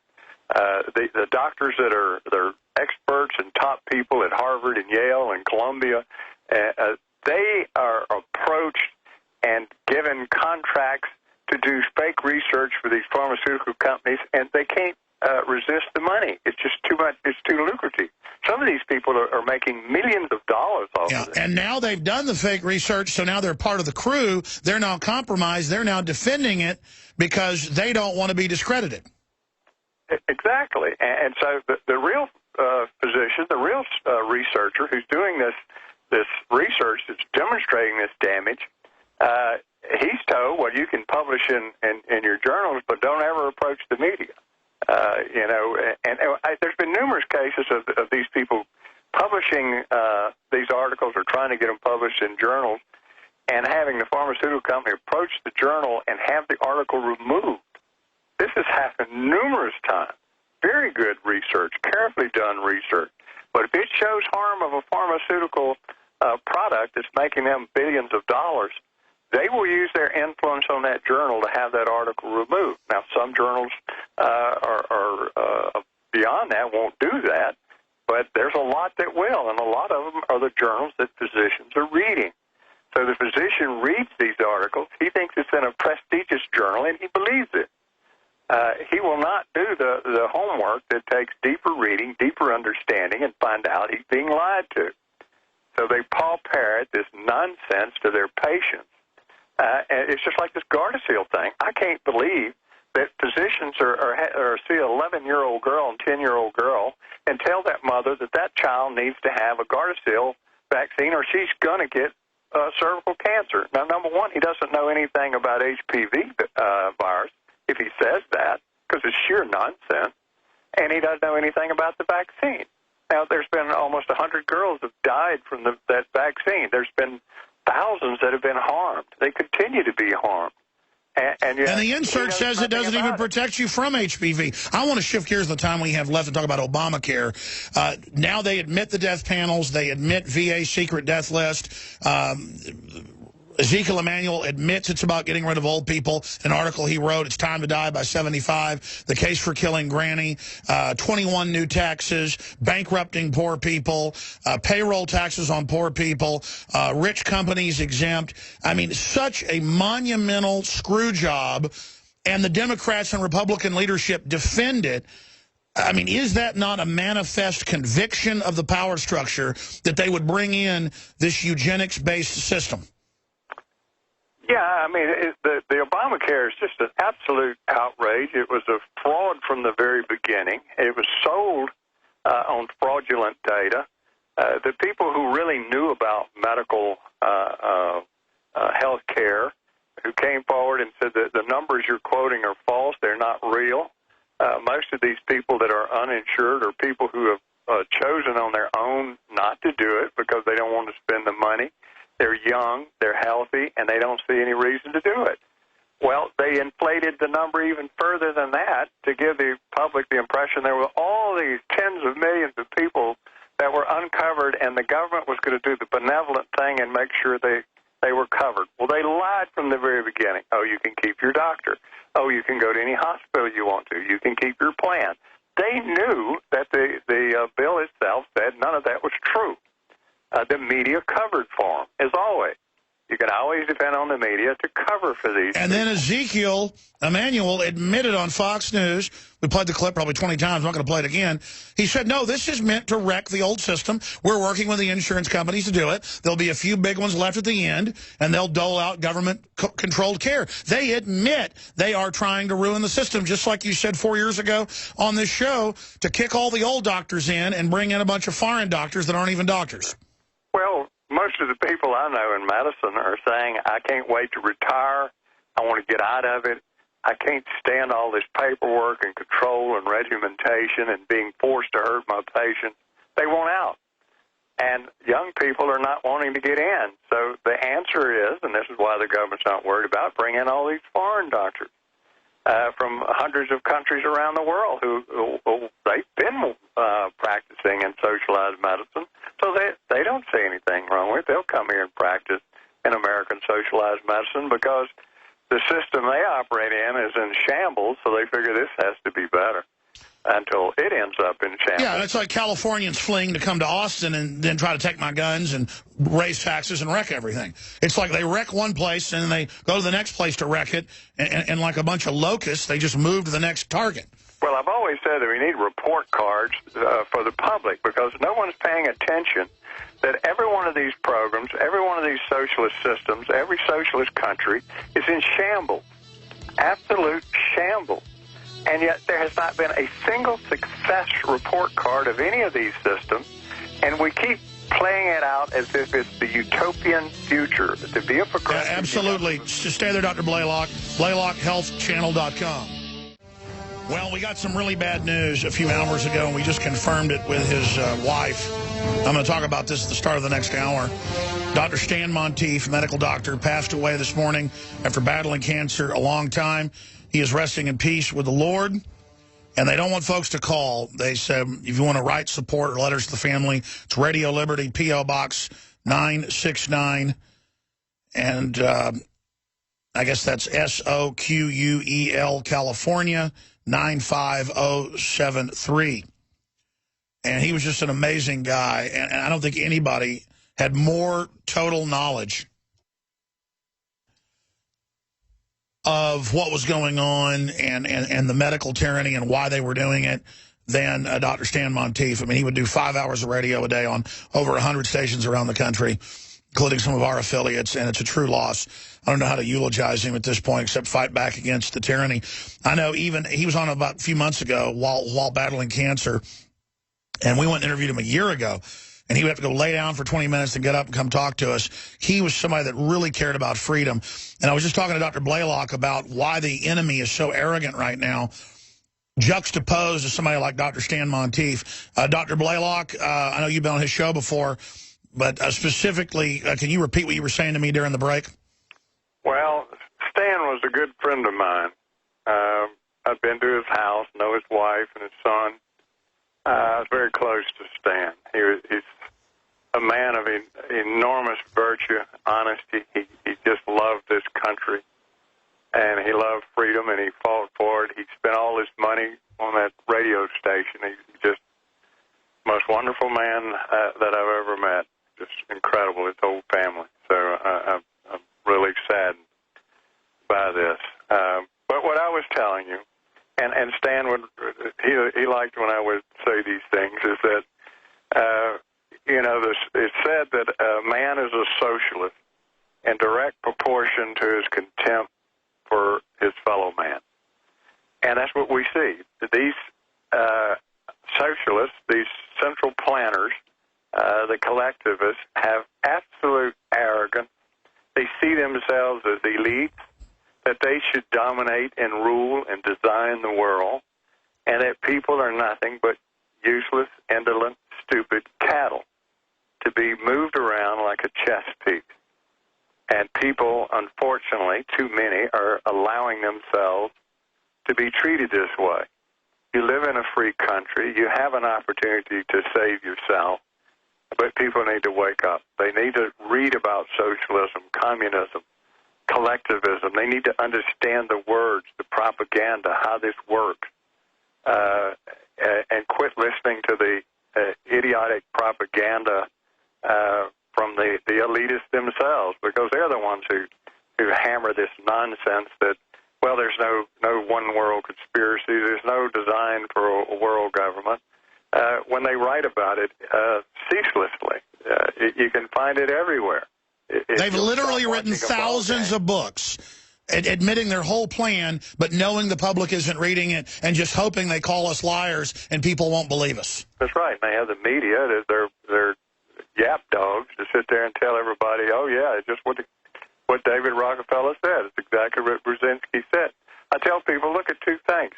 Brzezinski and Rockefeller and Kissinger right now, just recently, said we need to get behind this president. He's the best president that we could have. Brzezinski was the one who promoted choosing Obama for the presidency. Now, Brzezinski's not a stupid man. He's a very powerful man. He created the Trilateral Commission. He writes books, numerous books about geopolitical design. Dr. Blaylock, the next hour is coming up. Do 5 more minutes with us, and I know you got to go, to finish up talking about the master plan and a little bit more about your good friend, Dr. Stan Monteith. I knew that Dr. Blaylock knew Dr. Stan Monteith, but I didn't know they were close friends and that he'd even been helping him try to battle the cancer. He lived a lot longer than most people would with the type of cancer he had, and kept broadcasting the last few years with it. We're going to do a special report for Friday's show when Watson's sitting in, and put together some of the older interviews and also some of our video interviews with Dr. Stan Monteith. We've got a bunch of them together to remember him. But just contrast this selfless, loving, informed, caring person versus a Hillary Clinton, a monstrous people that just have total disdain, and Ezekiel Emanuel. These people just drip hate and envy and fraud, but telling us they're virtuous and liberal. Any research lets you discover that we're dealing with craven sickos. Finishing up with their master plan, and any other words about Dr. Stan Monteith, Dr. Blaylock? Well, the point I was making is that here, with all the disasters, the Benghazi, the ISIS, the ISIL, the giveaway of the entire victory and all the sacrifice our armed forces had committed in Afghanistan, Iraq, he gave that all away, gave it away. And yet, these two brilliant men, Kissinger and Brzezinski, say that this is the best and we should get behind the president. Now, that tells you something about Kissinger and Brzezinski. Now, anybody who doesn't believe that there's something afoot that's quite foul in our world with these powerful men putting this traitor to our country as president, then there's something wrong. You need to look into it. Now, Stan Monteith was a man who always stood for truth over everything. Stan was one of the finest men. He was an orthopedic surgeon, and he spent all his time on this radio broadcast, researching, traveling, teaching, lecturing. He just was determined to tell people what was going on. He was a voracious reader. He knew numerous people of high position who were telling him information from the inside. We've lost one of the great men and great defenders of liberty, and my heart goes out to his family. I don't think you can quantify the effect he's had. That's why I admire him, you and Ron Paul and so many others who truly are out there trying to educate, telling the truth, trying to stop this evil. And as bad as things are, if it wasn't for all the people like Congressman McDonald and countless others that came before us, we would already be completely overtaken. These collectivists have already taken down most of the world. They've taken us down to a great extent, but we just can't quantify where we'd be if it wasn't for people like Dr. Stan Monteith. Yeah, his contribution is unmeasurable, and his influence on people around the world is incredible. I've hardly met a person anywhere who is involved in this that doesn't know Stan Monteith. He's interviewed everybody. I mean, he interviewed the highest-ranking people, royalty. It didn't matter who they were.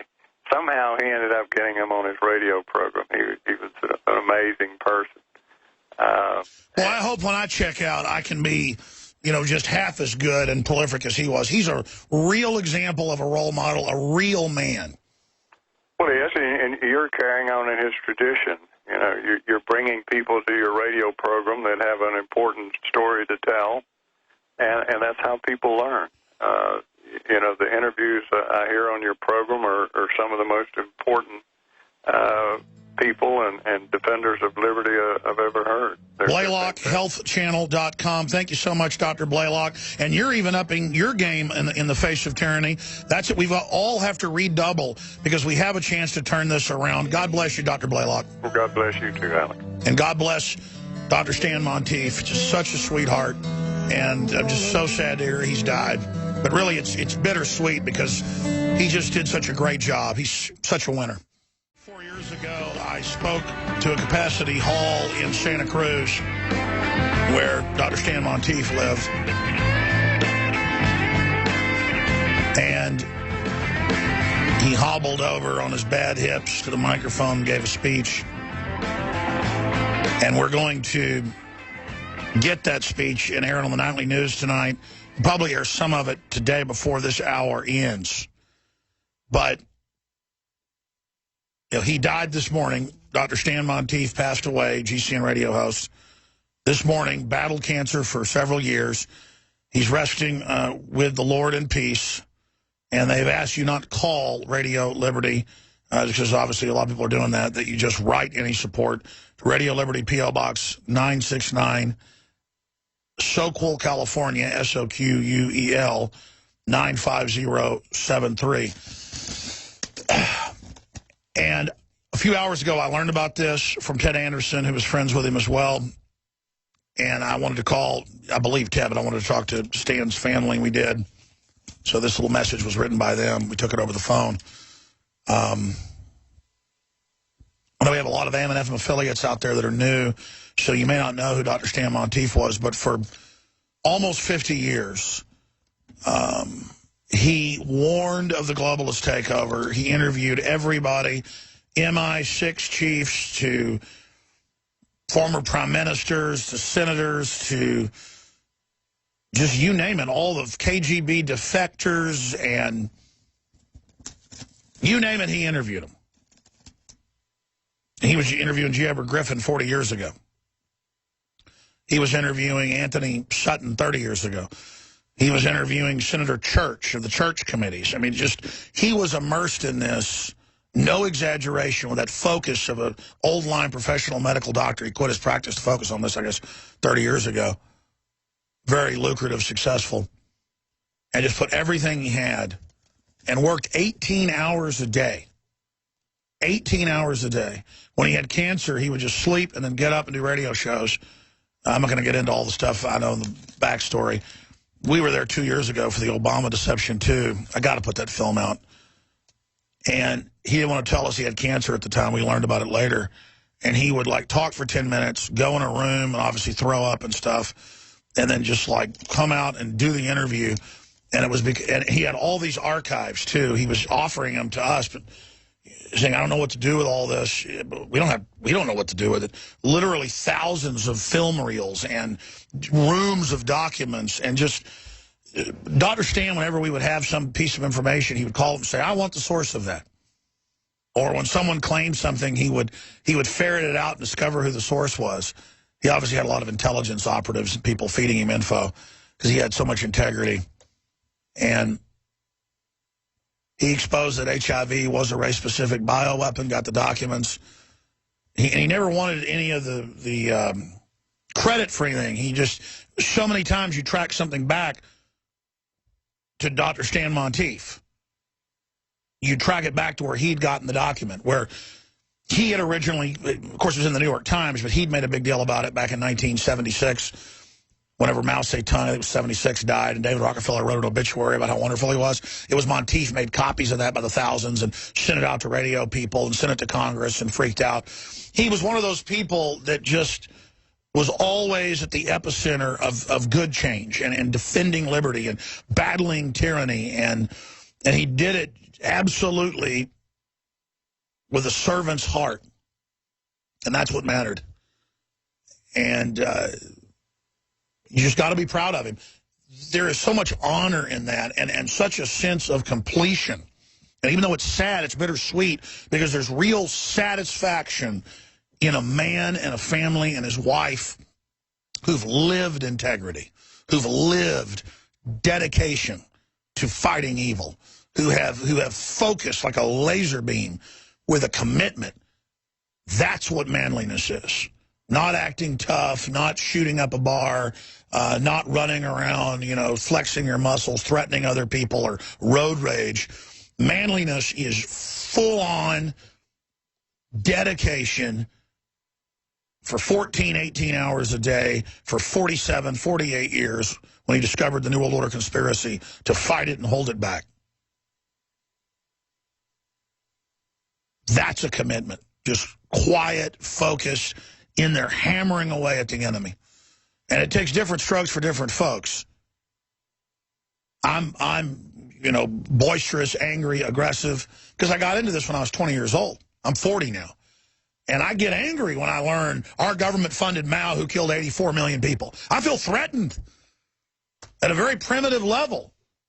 But people like Stan Monteith can control it, obviously feeling the same thing, and focus it. Now, some could say, obviously, in my 20 years, I've been more successful than Monteith in his 47. We don't measure things like that because we stand on his shoulders.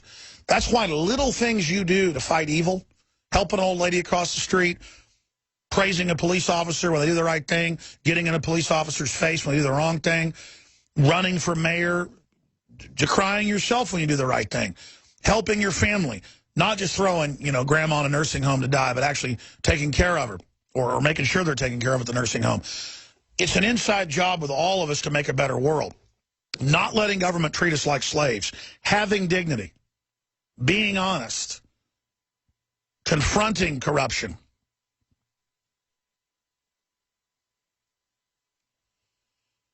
That's what this journey is all about.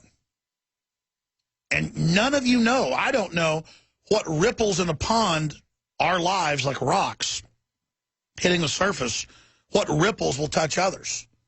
I mean, I've been in the pond jumping around, splashing quite a bit. But the real power of InfoWars is you, the listeners, taking action, spreading the word, doing your own Access TV show, your own YouTube channel, your own local radio show, encouraging others. You don't know who you're going to warn who laughs at you but 5 years later wakes up. You don't know how those dominoes and those chain reactions connect into others. The enemy does. They have an idea because they understand the power of the individual. They know what they've done working together in evil, what power it had. So they know you have power. They know I have power. And so they're always there telling us we don't have power. They're always there telling us that it's all lost, there's nothing we can do. Reveling in it. Yeah, your kids belong to us. Yeah, 2 + 2 = 5. Yeah, you didn't build your business. Yeah, we're going to get your Bible and your guns. Because they want to dominate us through their disdain. Real men and women have too much pride and honor to want to dominate someone who's even lesser. Or to take advantage of stupid people. You try to build them up. So incredibly pathetic. And the disdain for humanity you people have out there that serve evil makes you want to throw up. You're a bunch of cowards. I guarantee you get in the ring with somebody who loves liberty, put a battle axe in each person's hand. I don't care how big the evil guy is. You people will start crapping your pants when it comes time to die. You're a bunch of cowards and you know it. And you live in constant fear.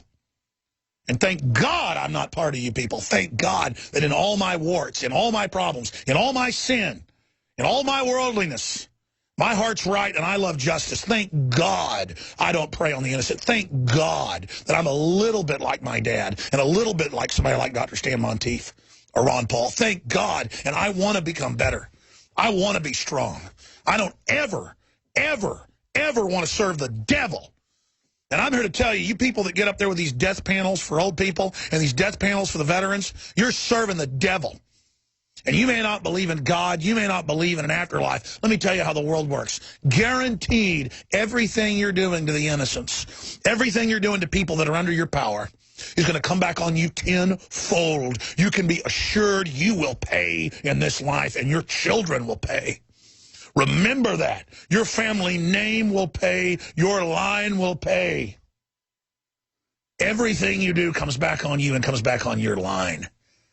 And the world is falling to evil right now. People can point their fingers at the West and say it's the great source of evil. But it was also a great source of liberty, so more wealth was produced here. So evil came to take it over, to turn it towards an engine of planetary evil. Face now. So many trendies go, well, there are 7.5 or 7 billion, 300 something million people. I mean, there are too many people. I mean, we do need to sterilize people. And they'll kind of wink and giggle about it like they're part of it. You fools, you're being targeted as well. We should be working to build up humanity, working to find solutions, working to be honest, not working to put deadly vaccines into pregnant women that they know brain damages their babies bare minimum. I mean, it's all planned, people. Don't you understand? You cannot sign on to this. There's no debate. The world system is evil. And it now runs the major churches. It now runs the mainstream media. It's now got a bunch of self-centered people living on fiat money, living on the bubble that when it collapses, it's going to be the greatest evil the world has ever seen. And anyone with discernment, anyone with intellectual acumen, anyone who's got any sixth sense or a spirit or dialed in, you can intellectually see it, but you can also feel it. The shields, the hedge of protection falling, and evil just boiling up like a tide of stinking death. My God, I don't want to be part of this. I don't want to see this unleashed. I want us all to repent and get our lives right and start going out and facing down evil and facing down the arrogant smile of its servants that are just absolutely already turned their souls over to everything bad and are just burning with hate for humanity, burning for hate for themselves. They've given up, they've given in, they've turned their souls over. They're not even humans anymore. They are nothing but biological androids possessed by the ghosts of the machine and the spirit of our age, Satan, the devil, Baphomet, the great black snake, the dragon. We'll be back. A second man, the story's up on Infowars.com, has been arrested for threatening beheadings. Demo says that gives the propaganda war a boost. Certainly does. We can punch up Infowars.com for TV viewers. Propaganda war gets boost from second Oklahoma man arrested for threatening ISIS beheadings. Homeland terror threat plays out as vital component in war on ISIS. Well, what you've got is mindless, dumbed-down people that think it's really cool to be part of the Islamic takeover. And again, radical Islamic takeover. I'm not an Islamophobe. This ISIS group's being funded by the West to destabilize the whole region. And it's a crime against those Arab countries and African countries, you name it. It's a clash of civilizations. But then you've got people out there like Alton Nolan chopping heads off, stopped by a gun owner, by the company CEO. And that's what I've got right here. I mean, look. Get my instant access pistol safe. I mean, same thing with a revolver. I mean, just we've got a whole bunch of folks armed here at the office, just like having screwdrivers or whatever else. I know folks that aren't from Texas come around here and they're like, what in the world? You know, you got guns? Yeah, we've got M4s, you name it. Shotguns. I mean, we're ready.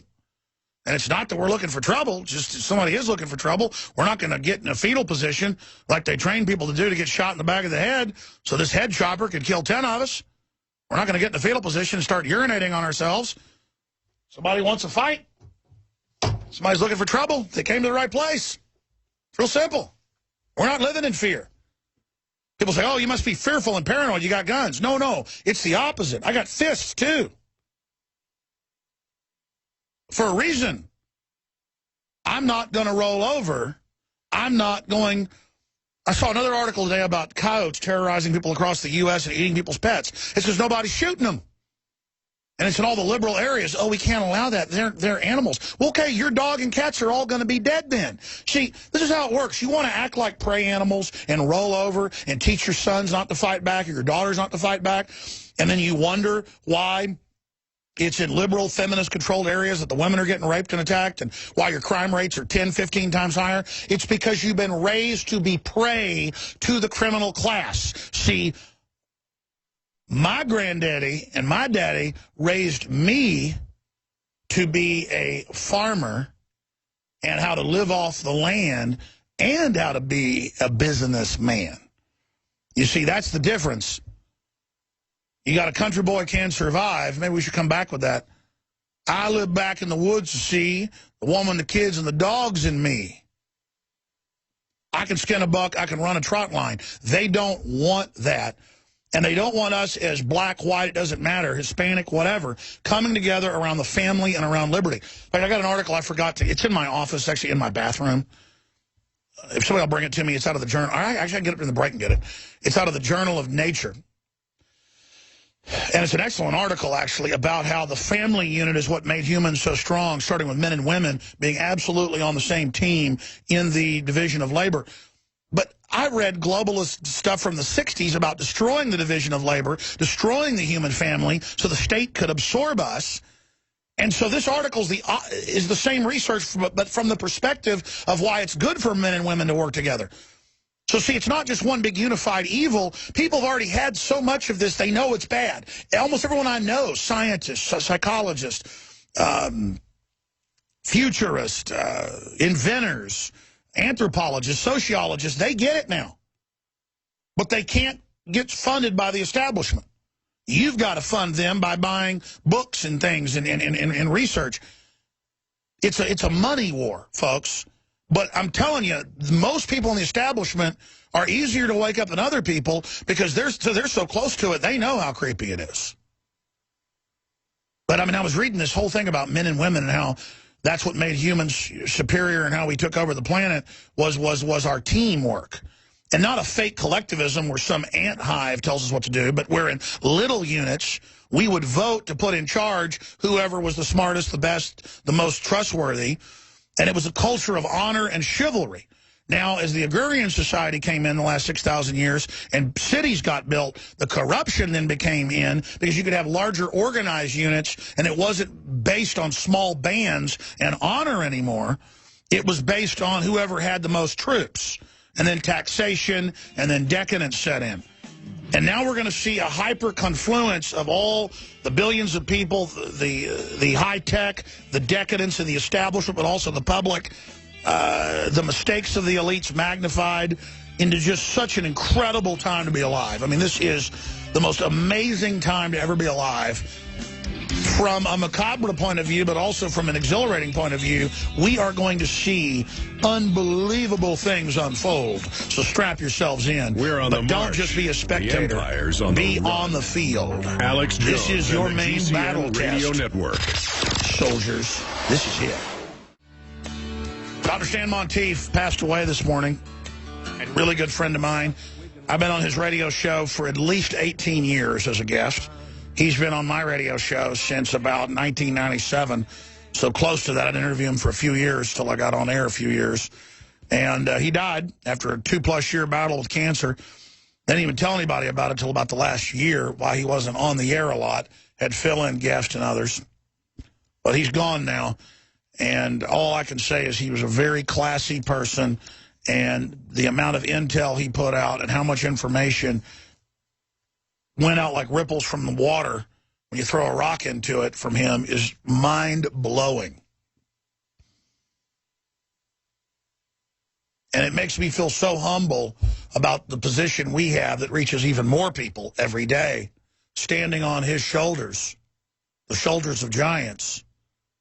That's why I don't want to be thanked, because I think of how much better job I should be doing with this type of firepower in our hands, at our disposal. Infowars.com, prisonplanet.com, the nightly news, this radio show. We've all got to realize how epic this fight is.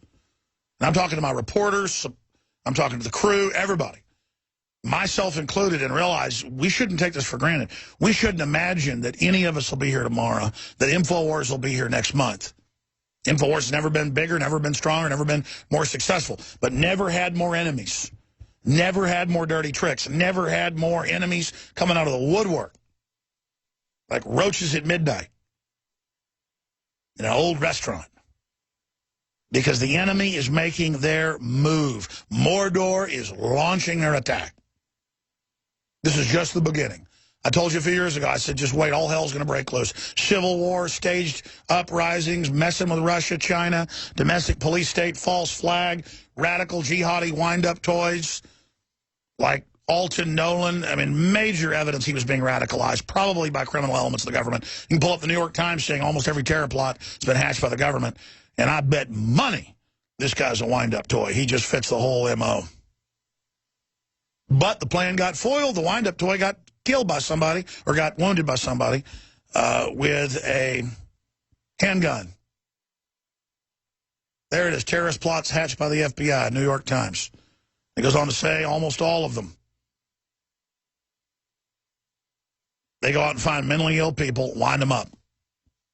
Turns out a lot of the Islamicist mosque leaders are allowed to say all this stuff in England and here, call for violence. They're being funded and allowed to radicalize, not to even track people back to their home countries. No, they're being armed over there, but as a destabilization force. Look, the border is wide open. So I want to be clear, this threat is real, but it's like dumping a bunch of black widows in your neighbor's bed. Did you order the black widows to be the most venomous spider in North America? Did you order the black widows to bite them? No, you just put them in the bed. So you are an accomplice because of the premeditation of it. And it's par for the course that you don't get promoted in these agencies unless you go out and do these things. And then the argument's, well, it gets us the funding to fight real threats. It's a simulant. Now, I don't think it was simulated that the lady's head getting chopped off. Now, again, we can't prove that yet, but this Facebook and him operating and everything else, and the fact that they could get him to do this in 6 months, I've said this over and over again. Hypothetically, I'll never do it. I could go out and find schizophrenic or mentally ill or borderline personality disorder people, tell them what they want to hear, mentally ill, you name it, and I mean, in a matter of days, I could have them do whatever I wanted. And that's what the government does. And it's despicable. It's truly despicable. And see, this starts the whole narrative. Oh, my gosh, the Muslim terrorists are hiding everywhere. Give up all your liberties. Here is the intro to, in about a little 9-minute speech. Dr. Monteith was there to hear me speak a few years ago in Santa Cruz to the listeners of KSCO.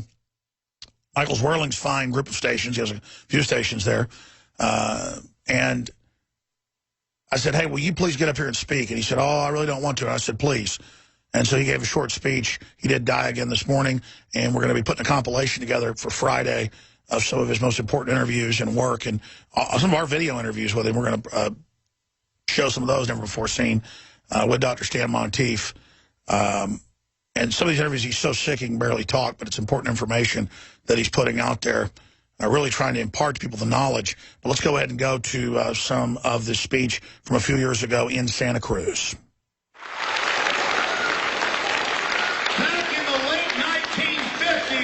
When people demonized you and attacked you 100 times more than they attacked me, because all this stuff's coming true now. This guy was an icon who stood up against them, and he does 4 or 5 hours of radio every day warning the planet.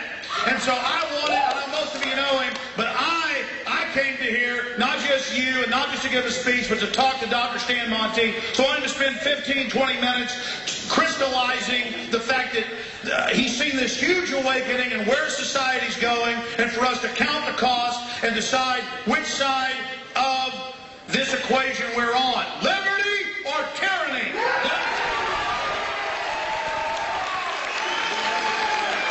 go ahead, sir. You got the floor. You take it away. Well, I'm not going to take very long because I think that Alex really is doing the most amazing job. You know, I've been at this for 48 years now, but I've never seen as much enthusiasm as I've seen in the last few years. And things are getting worse and worse. Now, don't believe them when they tell you that things are going to get better, that the housing market's going to stabilize. No, it's not.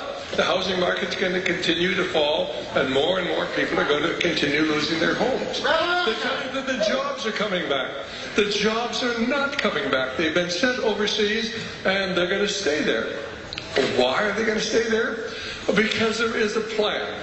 Now, most people really don't know what the plan is, but it's called globalism. It's an organized effort to lower the living standards in the United States and raise the living standards throughout the world so we can have a one world government, a one world religion, and a one world ruler.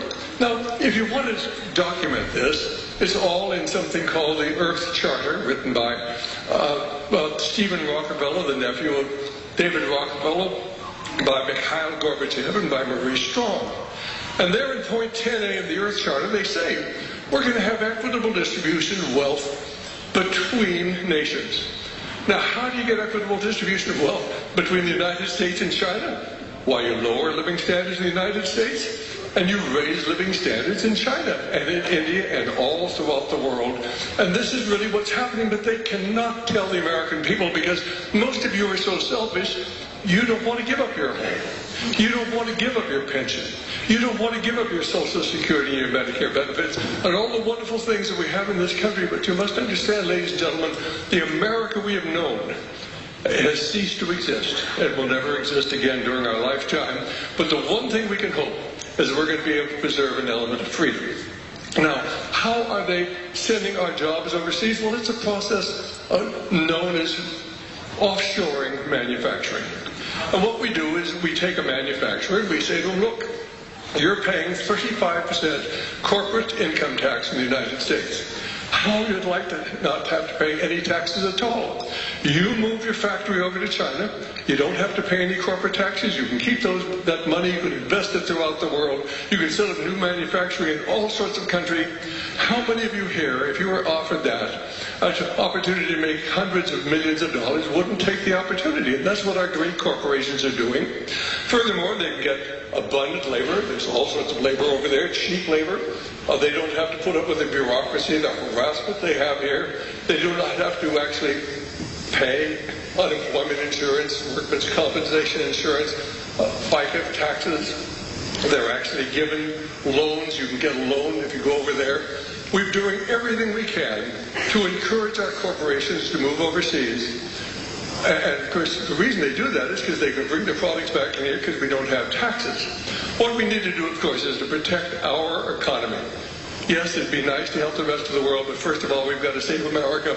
And anybody who talks about tariffs now is called a protectionist. Oh, you're a protectionist. Why don't you know if we put up tariffs, why we would have all sorts of people out of work? If we put up tariffs, we'd have tremendous trade deficits. Ladies and gentlemen, we have people out of work.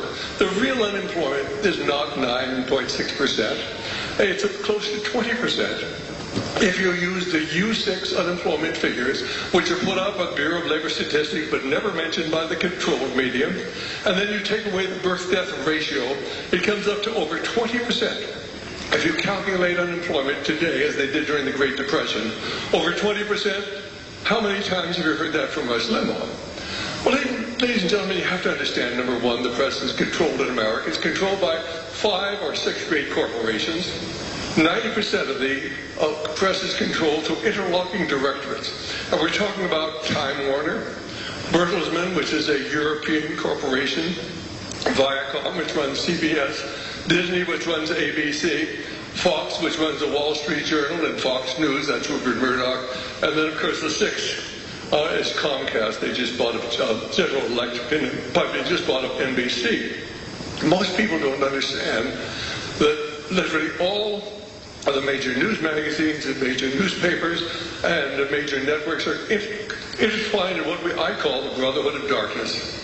Intertwining in the Council on Foreign Relations, the Trilateral Commission, and all these things that Alex talks about and he's talked to you many times about. But they have an organized program to destroy this country. Now, first of all, you offshore our manufacturing. 8 million jobs are gone. They're not coming back again.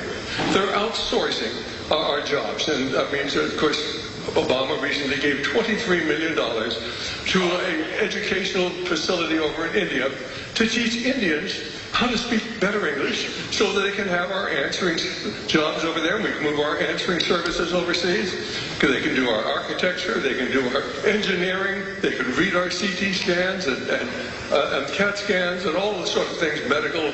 I mean, in fact, there are between 25 and 42 million jobs that can leave America and be done just as well overseas, according to Dr. Alan Binder, who's a professor of economics at Princeton.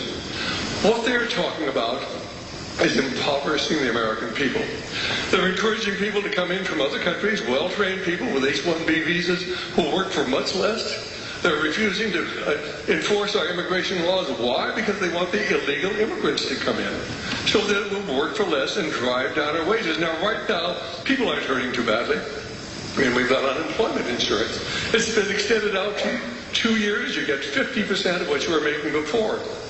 But what happens when the federal government runs out of money? You can't keep borrowing money.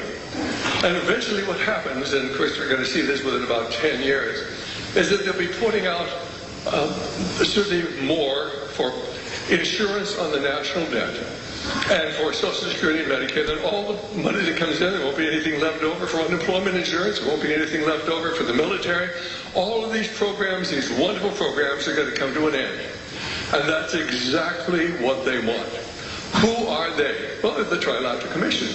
All you need to do, of course, is go back and read what Barry Goldwater told us back in 1979, his book, No Apologies, when he said this group is international.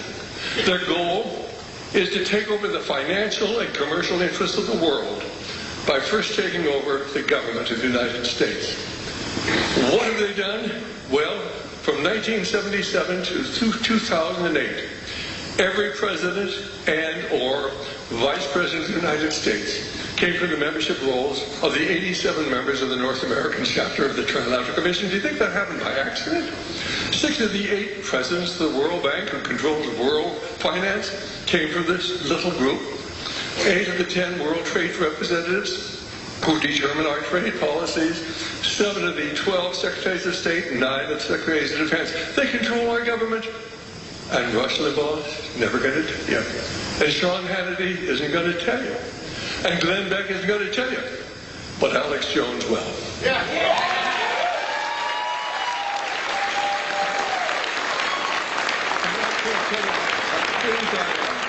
That Alex is on the radio locally here, that Michael Zwerling had the courage to put him on. Alex is doing a great job. He's picking up. I mean, I'm not going to be around. I'm 81. I'm not going to be around any that much longer. But it's great to know that we have people who are going to be able to stand up and tell the truth. Wow, and there's a little bit more of that speech. We'll air it on the nightly news or later in the week, but what a sweetheart. And believe me, I don't want to be the only host on a big platform telling this stuff. It's dangerous. And now you do hear Glenn Beck talk about some of this and others, and that's good. I'm not in some competition here. I don't territorialize the truth. Man, I want out of this. I liken it to like claustrophobia. The globalists, what they're doing, the evil, the things they're doing, I personally feel it. And I want to stop it. And so we've lost a real warrior in Dr. Stan Monteith. And we love you, buddy. You did a great job. You ran the race hard. You won it. You're a winner. Your family's got to be proud. We're all proud of you. Great job, Dr. Stan Monteith. We all salute you, and we love you so much. Great job. And thanks for the last few years being so sick and still fighting so hard.